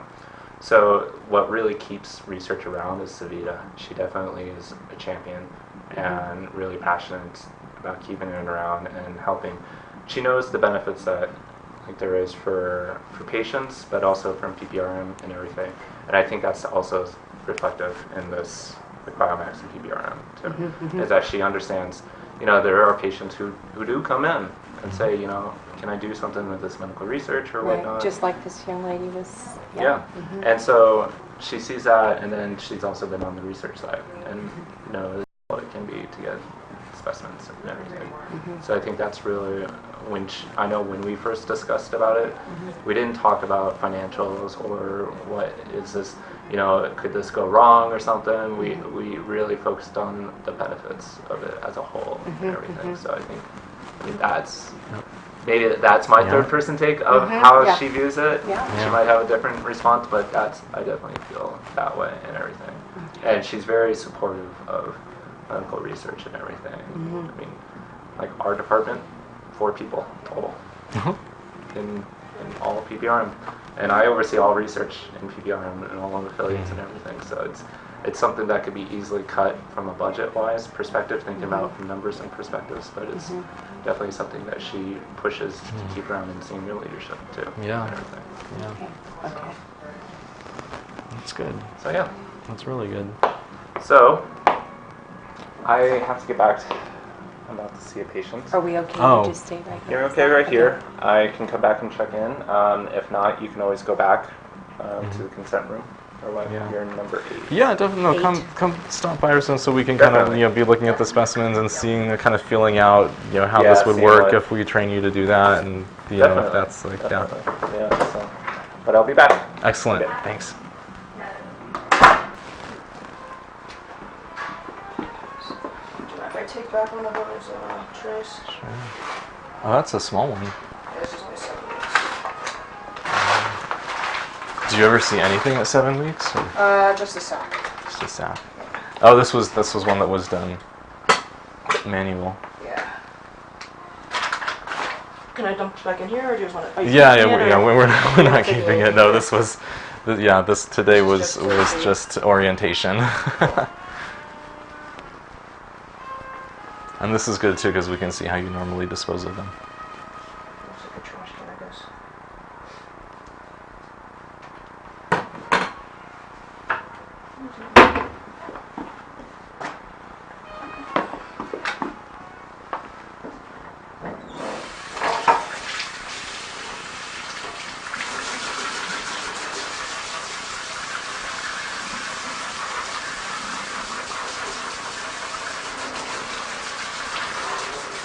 Did you ever worry about losing pieces if you spray too vigorously that something's gonna Not with the get strainer, washed down and not with a strainer? but yes, you do worry that you lose pieces, especially at these early gestations.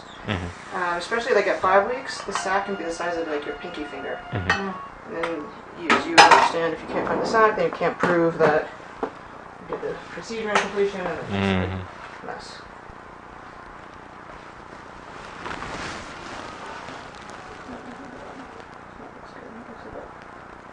I'd say that looks between 6 and 7 weeks actually.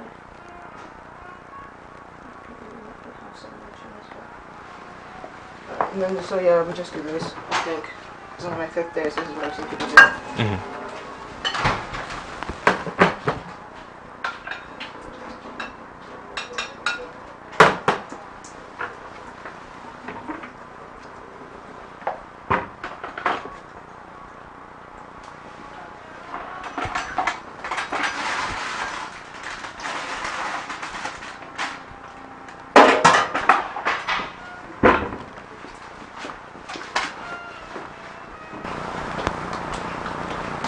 You leave you back here?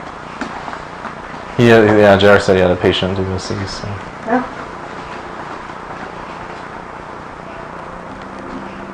Did you toss it? Did you toss it? Oh, I didn't. I'm sorry. Did she toss it? I think I saw her toss it, didn't you? Yeah. Oh, sorry. How you doing?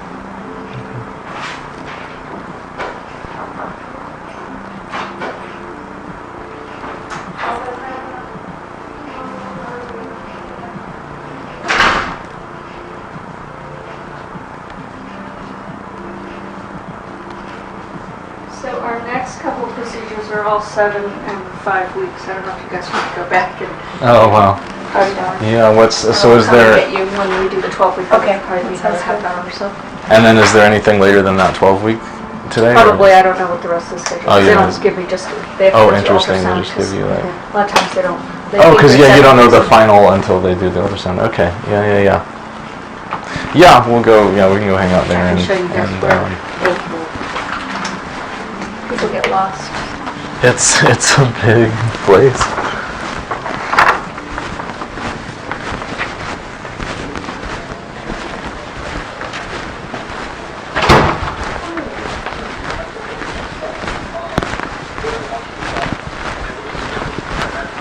You guys come up back here.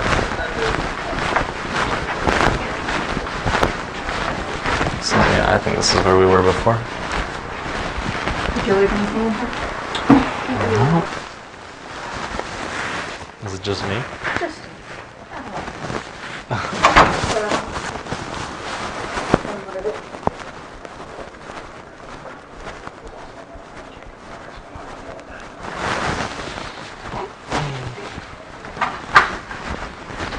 We're both joking. We're just trying to get the food coma going on. Get the what? The food coma from the dinner. Yeah. Yeah. A little carby. So So this is another This is like 6 9. or 7. This is 9. Yeah. So here's the. I thought that was weird, so we have a lot of the spinal cord. This guy here again. Oh, that's the whole bottom half of the cadaver, right there. Yeah. Yeah. You've got Two legs parts. and then yeah. there's arms missing. But yeah, here's our head. So like, is this spinal column? Because here's our thorax. Yeah, it must be. Yeah. So big. And there's our heart. Yeah. Oh wow. And there's something over here. I don't know what this is, but it looks like an organ too. But you don't want these, right? Well, that's a very intact looking They heart. look very, yeah, they Do look they want really- the spinal column? There are some researchers that have used fetal neural tissue at 7 weeks actually. I could go in at 7 Um, weeks. Wow. They probably get the whole PSC. I think they get the whole thing Yeah. as one. Yeah, I think they use a wide cannula and they just get the whole thing.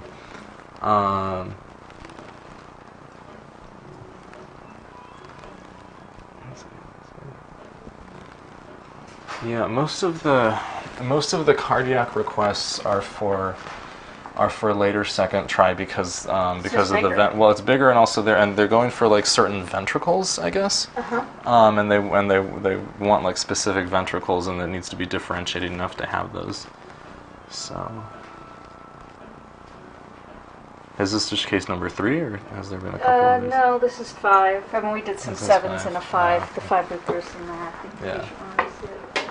Oh yeah, you can see the picture when you're still Oh, interesting. Do the patients normally request to see it? Or? No. Yeah.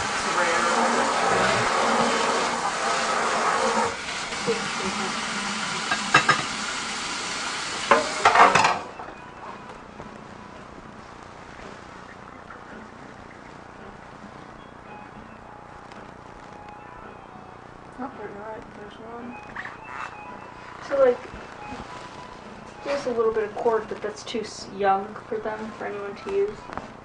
Yeah, I mean, unless somebody was requesting that, but yeah, 7. 9 weeks. Sounds like, or is it just? Or this is 9 weeks. Yeah, it's like Yeah. 9, 4. This is 9 LMP or No, Ultrasound. ultrasound. is ultrasound different from LMP? Ultrasound's more, because we look at what we see and actually measure it, Oh, so it's okay. real time. But is the number though? Does that still represent approximately from the last menstrual period, or does it represent Yeah. the actual The fetal actual- age? The actual fetal age. Oh, okay. So if you want to do from the last period, it's usually plus 2 weeks. Yeah, we're plus looking. 2 weeks.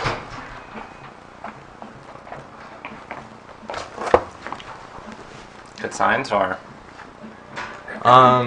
Well, the heart seems to often be completely intact, which is interesting. But most of the heart requests are for like specific ventricles, Mm-hmm. which I guess the differentiation doesn't happen until later. So, I asked our tech if we were looking at thymus earlier, and Yeah, he what said is he it? thinks so, That's what but that he's is? not sure yet. Because the thymus as an organ, it's got 2 lobes like right here, and they're kind of shaped like flasks and like little skinny bottles. And they're, it's small in an adult, but it's proportionally much larger in a fetus or a neonate or a young child. And so that might, I think that was either thymus, it could have been thyroid, or brain. Like, yeah. Is thymus That's like right. most requested? Yeah. Easily the 2 most requested are liver and Liver and thymus, thymus. and oftentimes paired liver thymus from the same donor, because that's what is used in a lot of the immunology studies and a lot of the humanized mouse models. So that- But something like this at 9 weeks, Not this isn't. Yeah. Yeah, not It's much. not what it- But that 11.6 was pretty good. Earlier. There was Yeah. there was like 3 or 4 samples we could have taken out of the 11.6, so that would be Excellent. if we were doing like 50 to 75 per specimen, that would be like 200, 300, right? And we'd be comfortable with that. But like so it's like stuff like this, like we don't want to be like just a flat fee of like 200, and then it's like No, and I think the per item thing works a little better just because we can see how much we can get out of it. The only thing I would ask in terms of, I think now, like, even if you want to take some notes, I feel like we need to get some pickups, we need to get some instruments that we would designate specifically Right. for you and make sure Right. they're the right ones, that we wouldn't Right. crush anything Yeah. that because we have some stuff we could use, but I was like, I don't want to crush Yeah. it. So we get something that will grab but not grasp. Mm-hmm. You know, I wonder if Deb Nucatola would be interested in doing like because I kind of suggested this to her once. I said, you know, we should do a whole, you know, specifically on fetal tissue procurement from the perspective of the provider. I was like at NAF or something. I was like, we'd have you. We could have, you know, one of the TPOs and because she gets really into it. She likes to be identifying all the different pieces and everything. I think maybe she loves to do training of all kinds. Maybe she would. But. Yeah, but when I you're don't know, doing I'm things not at gonna 20 weeks, Yeah, it's a much more obvious. it's a different ballpark. Yeah, it definitely then is. 9 weeks or 11 weeks, where Yeah. you might go cross-eyed kind of stuff. Exactly. What? I know she's surprised. She says, well, she's like, yeah, sometimes if I find things, I'll just set them on the side, you know, for the tech. I'm like, you'll do what? Well, yeah. I mean, obviously, if I found something, I just have the side for you, so you just have Mm-hmm. Yeah, we just want to get a separate setup for whatever you needed. Would might you do guys be that. able to fit another light dish in here, or I think so. We'd have to just rearrange. just a kind of little bit. rearrange some things? I mean, Because this is, It's sort of like when you have all the Just space, like a it's drag like spread station. it out. yeah.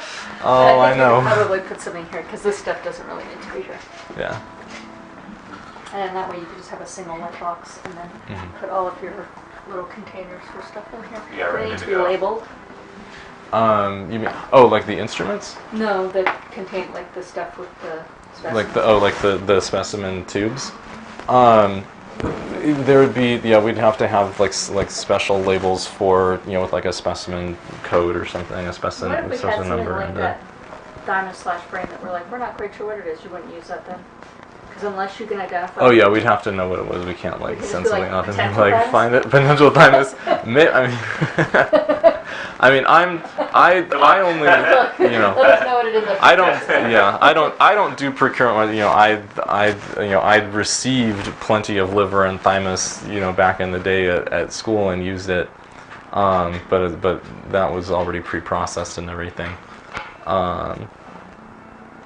It's the job of it. I mean, it's not too, you know, you just get like some flashcards and you do your embryology study or whatever. It's not, you know, it's not rocket science. Yeah. Some of it. I mean, sometimes you're like, I don't know what that is. Yeah. Yeah. So that's why instead of putting stuff in here, I think we just put stuff in your office. And put it on Yeah. a cart or something and wheel it over when you have to do it. Or any really extra supplies we have that closet, research closet. I was gonna say, if we do have a stack of like FedEx boxes or something, like it looks like there's room in there, I could put it. You know, it's Yeah. easy and it's right Not many there. people would be taking FedEx boxes from there. No, Okay. but I just hate for someone to come in and be like, every now and then someone comes in and they're like, I'm gonna clean. Yeah. What is this? Who uses this? What is this? Toss. Yeah. And then all of a sudden we're like, hey, where's our stuff? Yeah. I'd rather have it in your office. That's funny. But yeah, I think we just need to get some baseline equipment for the setup to make sure that it's sort of separate. I mean, I don't think we need separate strainers or disposable. I don't think any of that would really come into play. The only other thing I would think is maybe tubes. The suction tubes. And then the containers. Because Section tubes for the tubing for the procedure. Oh, the hoses for the aspirators? Yeah, hoses. Yeah, because wasn't are those the ones that get washed through with chlorine in the end, or because they get reused or something, or do we put in a new set? That would be the only thing that I can think of. There is chlorine in all of the stuff, so if we're going to look at even 12 and 13 weekers and not just 14 weekers, we'd have to create that system so we didn't have to use chlorine in them. Mm-hmm. But then I thought, I could be wrong, but I thought the tubing we were using was disposable anyway. Elaine? What? We use chlorine in the water to clean through what? To clean through the second hose, 'cause there's two that are connected for any given patient. The shorter one? They're the same ones, actually. We just cut off the ends of the one that's closest to the jar. So the one that's closest to the patient gets thrown away after the patient, and the one that's closest to the jar gets reused. So it leaches out At the end of the day, or between patients. between The patients. second one. So maybe specific tubes or something, if we can identify patients who are There's donating. a whole new tubing set for those Yeah. people. Because I assume you don't want bleach. I assume that's part of the contract. Yeah. Could we, I'm trying to think, 'cause part of it is that it clears the tube too to make sure everything got through. So we need to put They use saline water. or They water. use water. Just regular They just water. don't want chlorine. Totally. Yeah. Which is what we used to do anyway. You guys switched to chlorine and bleach.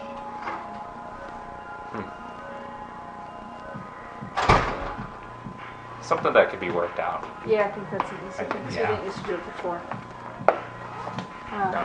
So they flush a solution through there while it's all hooked up, and that cleans it? Or no, I didn't Yeah, understand so when correctly. I'm done with the procedure, for instance, I'll take the cannula and just run it in this.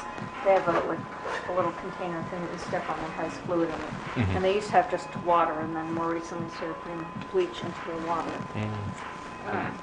which then would affect all the. Because in these rooms, we do the 9, 10, 11, 12, 13 weekers, and 14 and up is all done in that room. So that makes it easy to control the second tries because they're all in the Right. same room.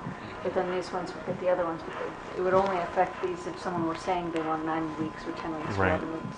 Otherwise, we're really talking about 14 weeks and over. Right. So. Yeah.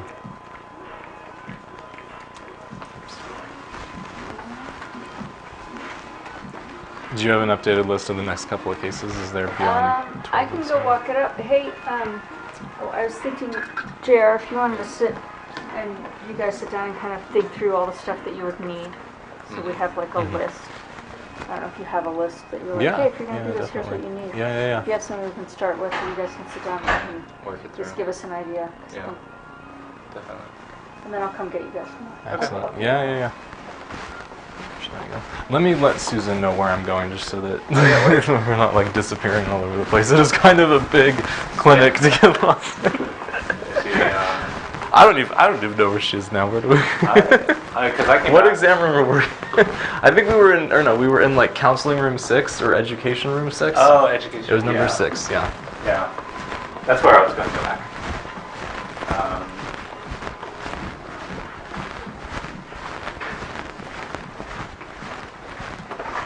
Because I came back and I saw that you two were gone. Yeah, we got moved to a different location Oh, really? somehow. I may go there once in a while, but probably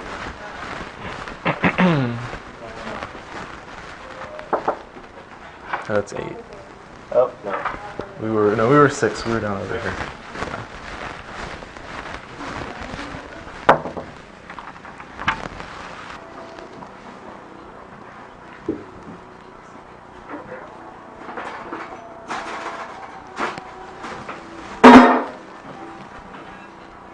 Is that the 12-week procedure we've been hearing about? It should be. Wow.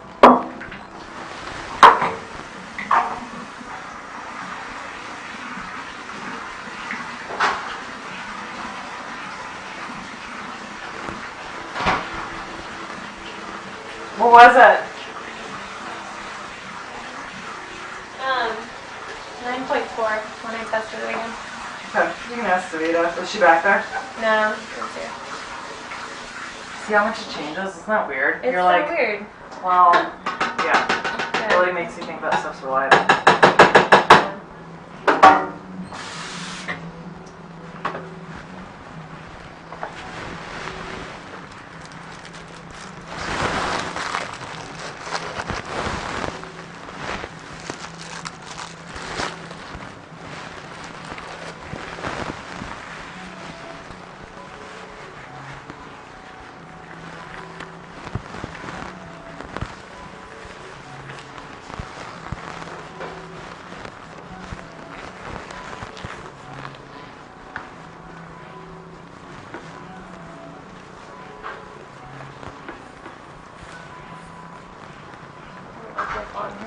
Yeah, that looks more like what we saw earlier. That's even more.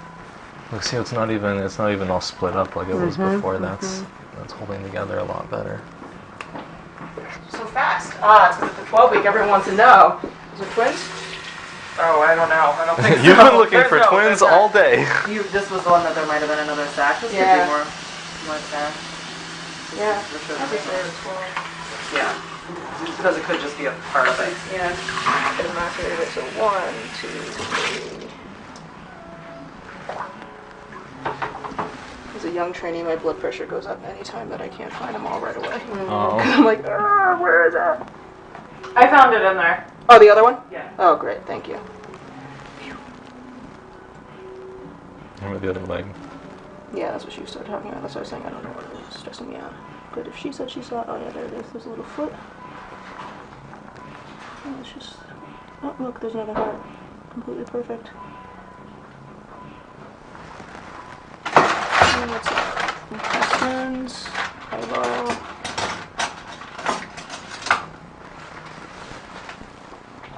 Is that the cow? Yeah, it's like the cervical. And there, yeah, and And then the there's top like, of and it. there's brainstem and everything in Yeah, there. exactly. See, I don't know if see the eyeballs.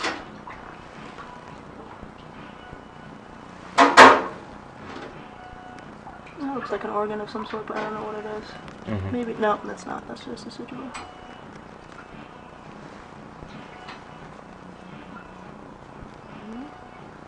You squeeze to try to find the cow. Yeah, and it's the just- pieces it'll of be it because hard. it'll crack. Yeah. Yeah. There's an eyeball.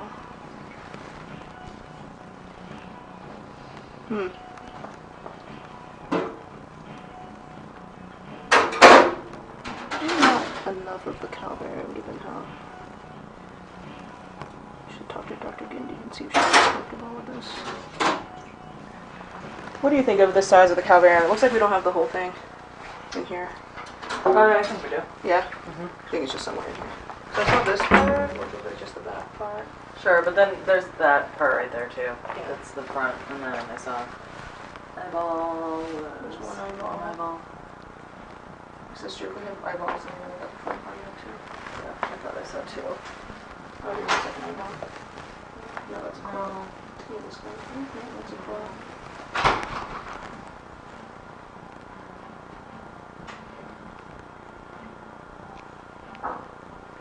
The other one's in there. The other one's in there. See it? Oh, yeah. I Oh, yeah, this side is where the nasal bridge is. Did she catch you? Since you can see the nasal bridge, so. Oh wow, yeah, No, yeah. There you go. Yeah. Yeah. Grab a pic. So only one piece. Okay. 2 sacks? There's a lot of sack. Yeah, there's a lot, and it kind of looks like maybe there's like one there. It's and interesting. then So the little cow something was there. not nearly as intact on this one as it was on the other one. So can she But do we it did maybe see with some- mating precautions or no? If that had to do a tab, she was I don't. Was she switched to a tab? This is what I'm most interested in here because look at this. Okay.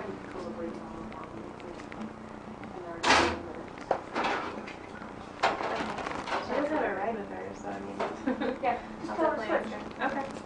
And then if she And doesn't, start iron today. and then if she doesn't switch.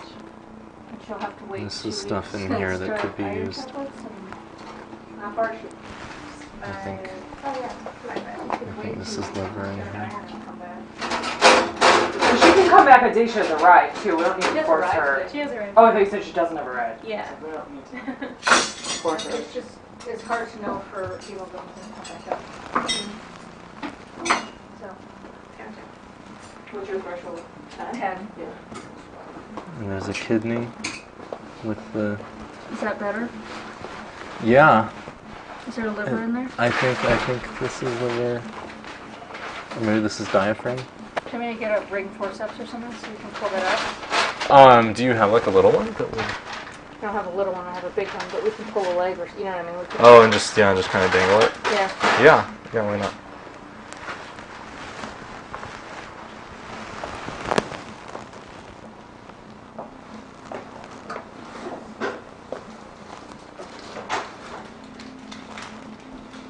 This is the cow over here.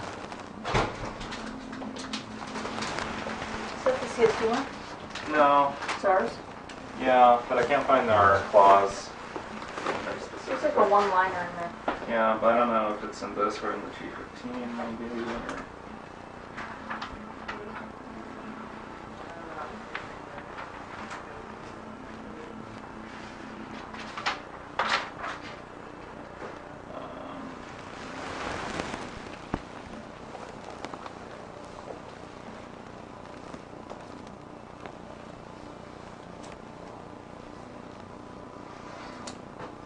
Let's see.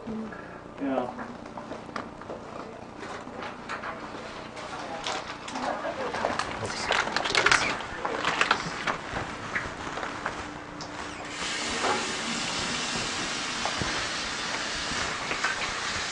Consent form, but I don't know if this is the one that the patient gets. So we have several different forms, but I can't find our research We have clause. too many consent forms. So it doesn't say on this form itself.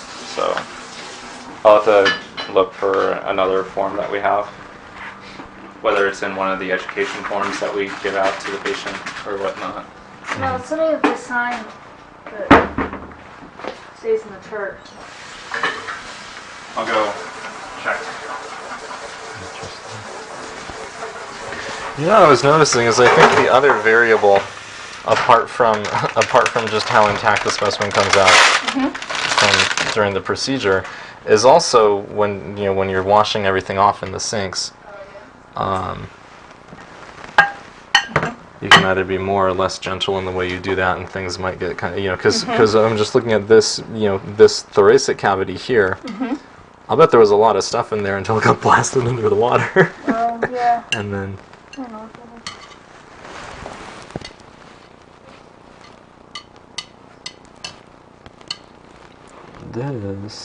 This looks like pancreas. Let's see. I think this is brain.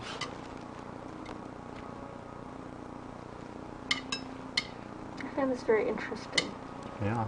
So what do they want That's brain? fascinating. What do they do with Yeah, it? no. So brain, what you can do is with brain they Do people do stuff with eyeballs? Oh yeah.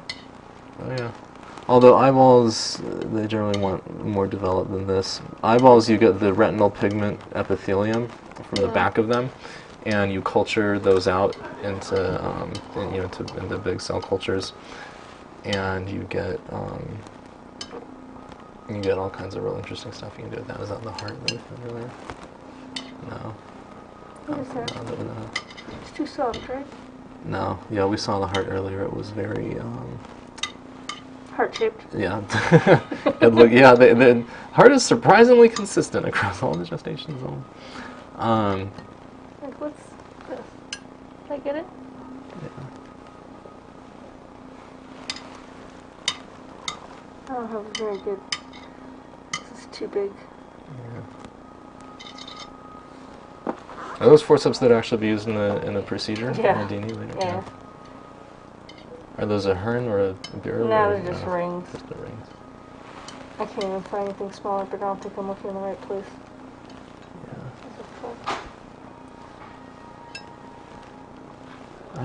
I think this big thing in here is liver. Yeah. It's so soft though, but I guess maybe it doesn't.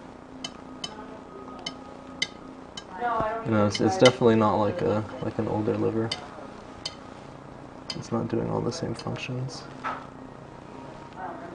And I saw a kidney in here. I don't know if it's still there.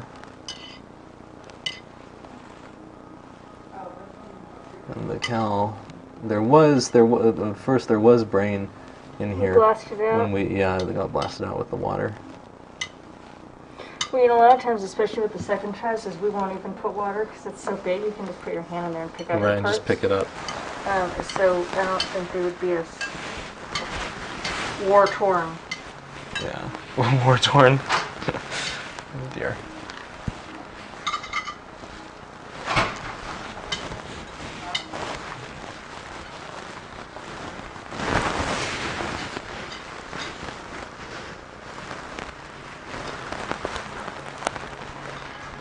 Yeah, our tech Adrian told me he thought that what I was looking at before and saying it was thymus. He was Mhm. pretty sure that's what it was. So I want to show him that little one again. Yeah.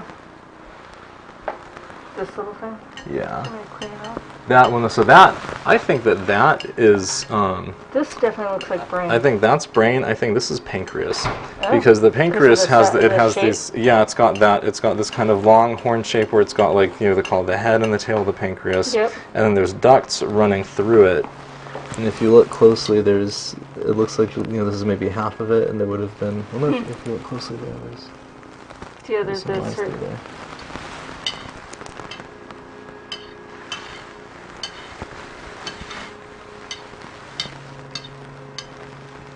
Yeah, we found the heart in there, but it's not happened to it.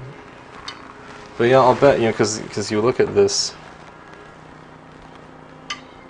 rib cage here, and I'm sure that there was a lot more stuff in there before I got the fire hose. So that's the other thing.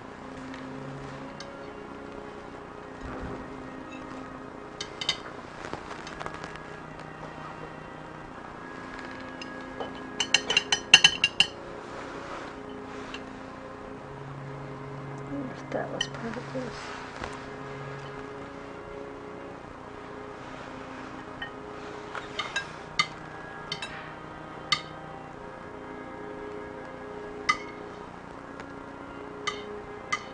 But do people say on there like they want 12-week, I don't know. Yeah, yeah, 12. So it's Yeah, that there's definitely specific requests in at the 12 weeks. requests that you get? Yeah, brain is.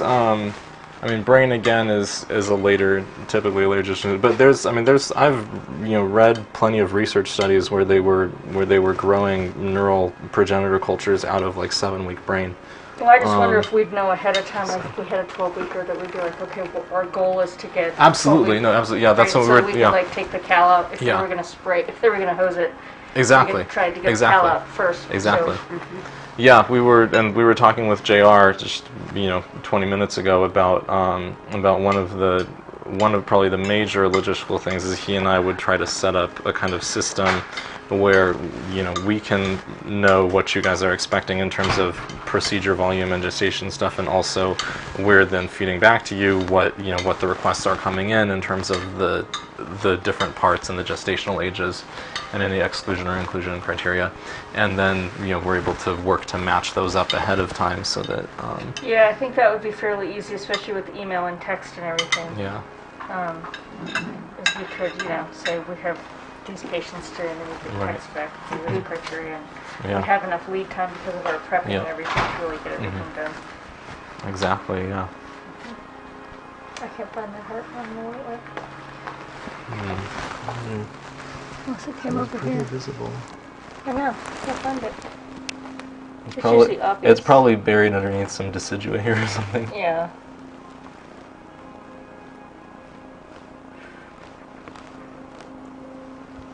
So this is all like amniotic sac right here. It's all placenta, yeah, It's all gestational placenta, sac. Gestational sac.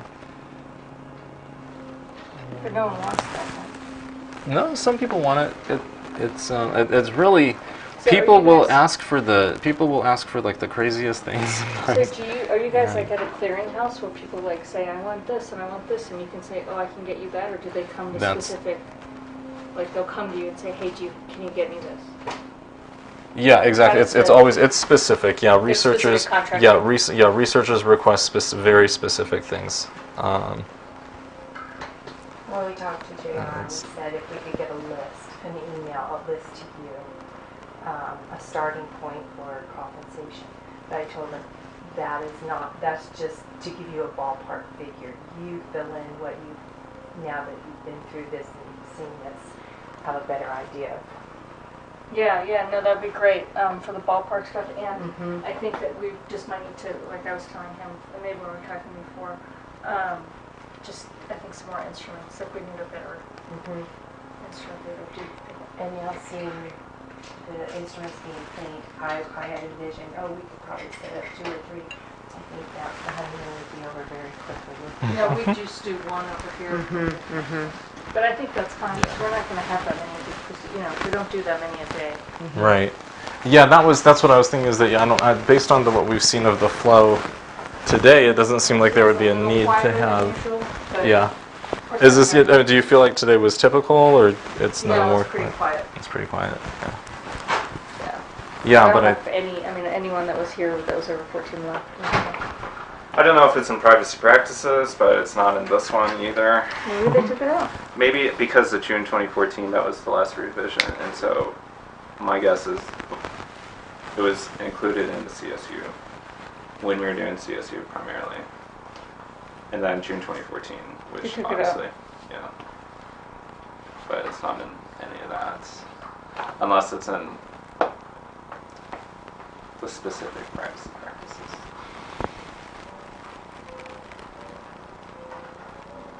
Too many forms. I know. Too many hands on each form. This is just the HIPAA ones. Yeah. It might have changed everything. Yeah, that's the same The one. same one you looked at. Yeah. I'll find the one to have it Yeah. in the CSU. Maybe it's my computers. So, You had an interesting question earlier that we were trying to. We wanted to know because you clearly seem very passionate about tissue procurement, which is exciting for us, and we're talking about it as we're. And we were gonna say what we want to know what drives you primarily, and how we can I just tap think it's into that a kinda little cool. bit. Yeah. I'd love to be on the other side of getting the stuff and like knowing what Yeah. to do with it, but I'm not. I'm here. Yeah, no, you but come to I a stem think cell it's- convention sometimes. Yeah, I feel just listen to some of the I'm presentations. fascinated, and I think stem cells could do a lot. I think we don't do enough with them because of whatever systems and politics play into that. But I mean, I think Jesus and so many things. We got some good research going, so. It's kind of like what you said, if we can take the situation and do something that the patients have to agree to it, but I think, at least anecdotally, my experience with them is if they could do something with that, they would donate it. I don't know if they would, I don't know if they want to know that we're going to pick it apart and take out certain, They don't need like to organ know that. donation. They Yeah. don't need to know that. People just need That's to know if they want to donate organs. You don't Right. necessarily need to know the process that you go through, Right. even with a deceased individual to right. harvest stuff, which I've done, I didn't harvest myself, but I worked with somebody who did it. Oh. It's kind of cool to see Oh, as interesting. well. So I just find all of that stuff really fascinating. Nothing more than a fascination. Okay, so the reason why I'm wondering that is because the honeymoon is going to be over, and your children are going to get older, and keeping you happy, and so it's profitable for both of us. We continue going forward. That's why I'm interested in your. Yeah, I don't see. I didn't even take maternity leave, just know that. Oh wow. Because we had an accreditation in October, and my kids were in the NICU for a month. So, Okay. yeah, All right. I can manage. Okay. So you were not on your maternity leave when we met you in Miami in October. That was No. right. No, they were Wow. 5 months. Oh, okay. Okay.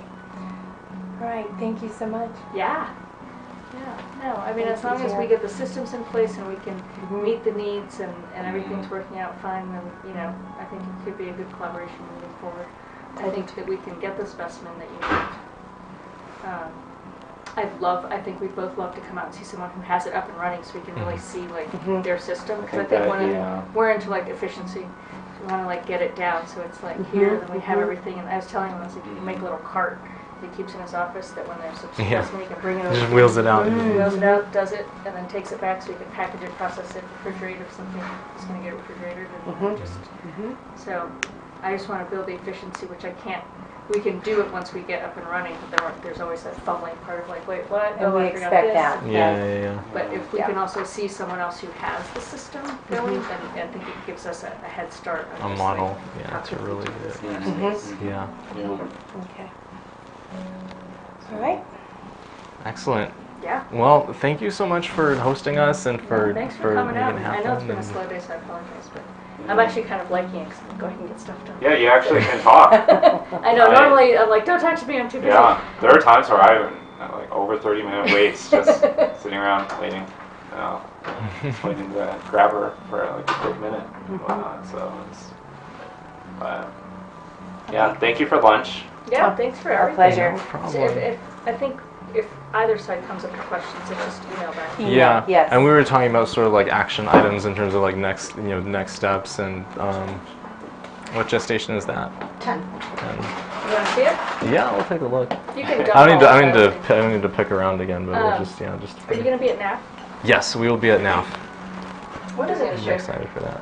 That'll be my first trip where I leave the kids at Miami and everything. We always brought the kids, which makes it hard because we bring the whole entourage. Like the nanny comes, the kids come, and we're like Yeah. on the plane with everybody. And we always end up Everyone's renting a crying. house. Yeah. Well, no, only one of them. We've been pretty good. But then we're off site because we can't get enough hotel rooms for Mm, it's too hard. yeah. NAF will be my first On your own? solo. Oh. You're not presenting or anything, are you? Okay, no. I'm gonna go to the thing. There's something on Sunday. There's like a pre-conference thing, and then I'll be there Monday. But then I have to come back here for Tuesday. to be back. Oh, okay. When is now? The 18th, 19th, 20th, something like that. 21. Of May? No, of April. It's Of no. April. So not Oh. this coming weekend, but then the next weekend. So yeah, we were talking about how we've been like Non-stop. traveling all over the place. Yeah, all kinds of I stuff. love Baltimore. It's something exciting. I was like, Baltimore. so not excited to go to Baltimore. Yeah. My mom's out there, but You know, no. She's super Catholic. I well, I have to go to New York on Thursday. This Thursday, you have to sign those Yeah, papers. to sign those papers. To sign papers. It's ridiculous. Papers. Has to be in person to sign papers. What kind of But, papers? It's just some real estate stuff. Oh, okay. But I called American, so I don't know what they're like. There's weather. Oh, yeah, There's yeah, high yeah. call volume due to weather. Who's having weather? Yeah, I don't know. So they cut me off. They were Really? like, "Please call us back later." Click. Really? Yeah. I was like, that's not very Lovely. nice. Yeah. But I see you later. I know. There's a, there's a skull there. Yeah.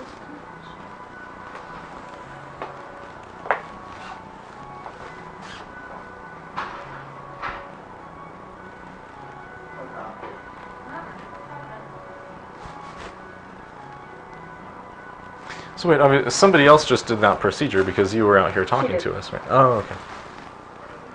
Well, here's some organs for you. They're all attached. There's the Really? stomach. Oops, sorry. Leave both of you. Kidney. Heart. I think it's the stomach. Yeah. A heart. Kidney and adrenal. I don't know what else is in there. Tiny. Arms. I don't see the legs. Did you see any legs? I didn't really look, but. Oh, there's a. Oh, There you they go. are. Yep. You got all of them right And there. another boy.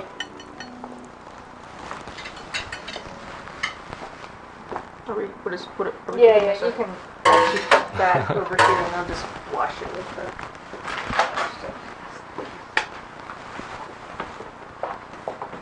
yeah, so you guys staying the night or are you leaving? We're leaving, and we have a flight leaving later this evening, and Did you we're have a car? continuing the Or travel. did you No, we have- don't. No, because we stayed at the Renaissance. Oh, so you can take that shuttle. Exactly. That works out perfect. Yeah, it was very convenient.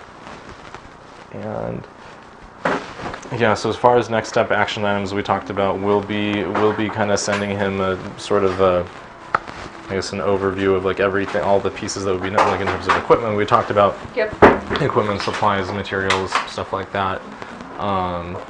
I'm gonna circle back with some of the different prospective research clients and get a real sense of what they're working on right now and what they're anticipating in the next couple of months, so that we know about what kind of the volume of requests would be that we're trying to match. And Do you know, are there and some then- states where they can't, I mean, I guess if it's for research, they can accept stuff yeah, like I mean that. everybody, ever had any it's issues? reasonable and customary is Yeah. kind of how everybody does it, and Okay. I don't know of any major research university or even just any research institution, research universities that are not doing this work for fear of like the mob. I think maybe that's the story of scientific research for much of human history. Yeah, no, I mean, it's just, in what your did our castle lawyer and what had did the brought up, mob like, think? interstate, it's something about across Oh, state lines. material transfer Yeah, agreements. material transfer Oh, across Colorado state. State. Yeah. There's Specific state apparently are laws. some state laws. that's why I Specific didn't Colorado know. stuff that. Yeah. Yeah, so I didn't know if other states had, if they vet that before they come to you to know that they're going to California and there. Interesting. No, it's not been an issue yet. I mean, everyone that does this does the same thing. Should FedEx across the country, and that's great. And do you ever have specimen that you're collecting out of a university setting? Or are they mostly the ones that take it? Oh, in a university setting? Yeah. No, we haven't worked with any. Yeah, we haven't worked with any university hospitals. No, just. I'm assuming they want their own stuff. Yeah, and you would think that like the logical connector would be that, well, yeah, a university researcher will just go to the university, Yeah, and hospital say, or medical "Hey, system and I get their need-" stuff. And apparently, I think it's just an issue that unless it's something place really, really big, like UCLA, Cedars-Sinai, or something like that, there's just not the volume of what everybody is looking for. If you're really doing serious work, you have to go and find a source that that's what they specialize in. So if you want fetal tissue, you find an abortion.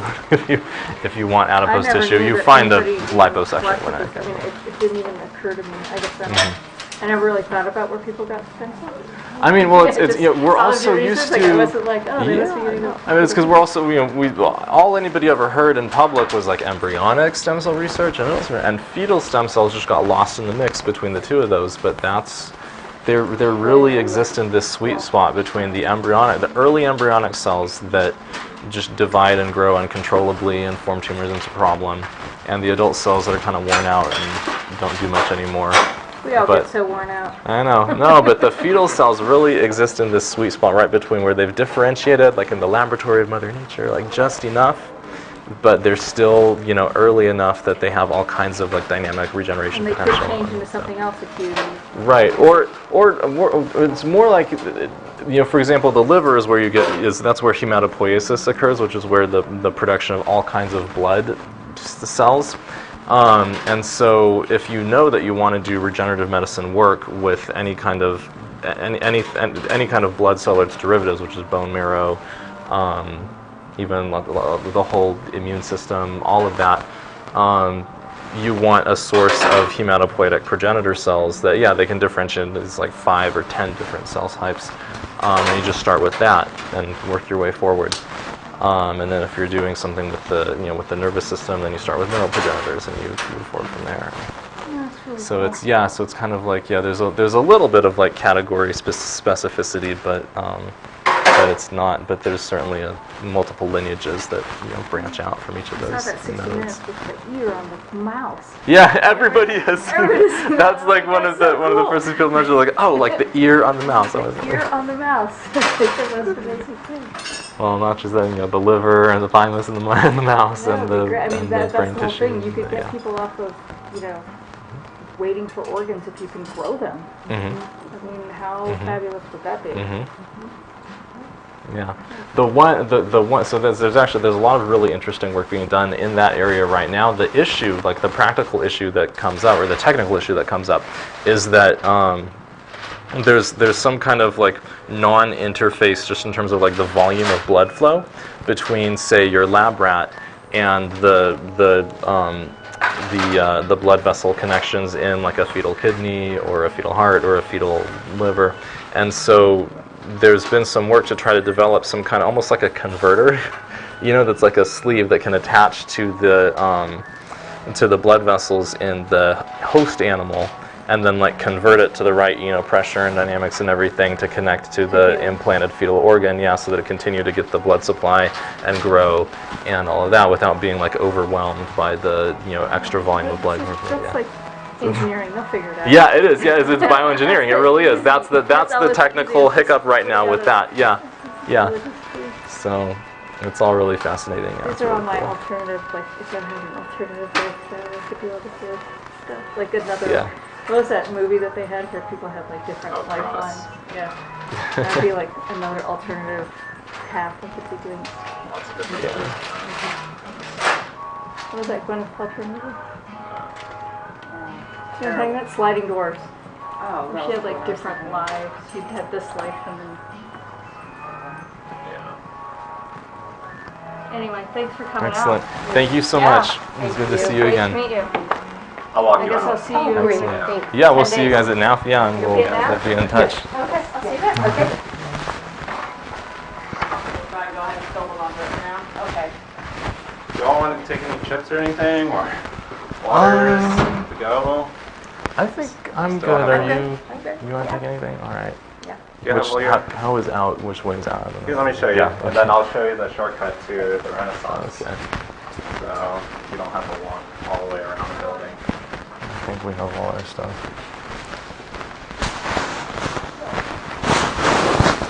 This is my research office right here, by the way.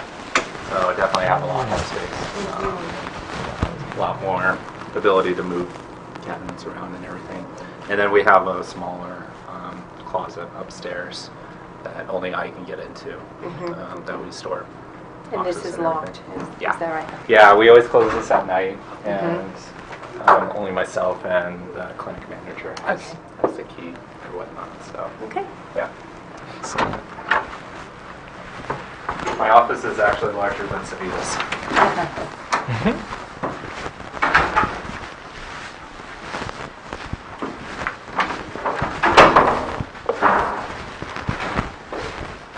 So we'll come around to the back here.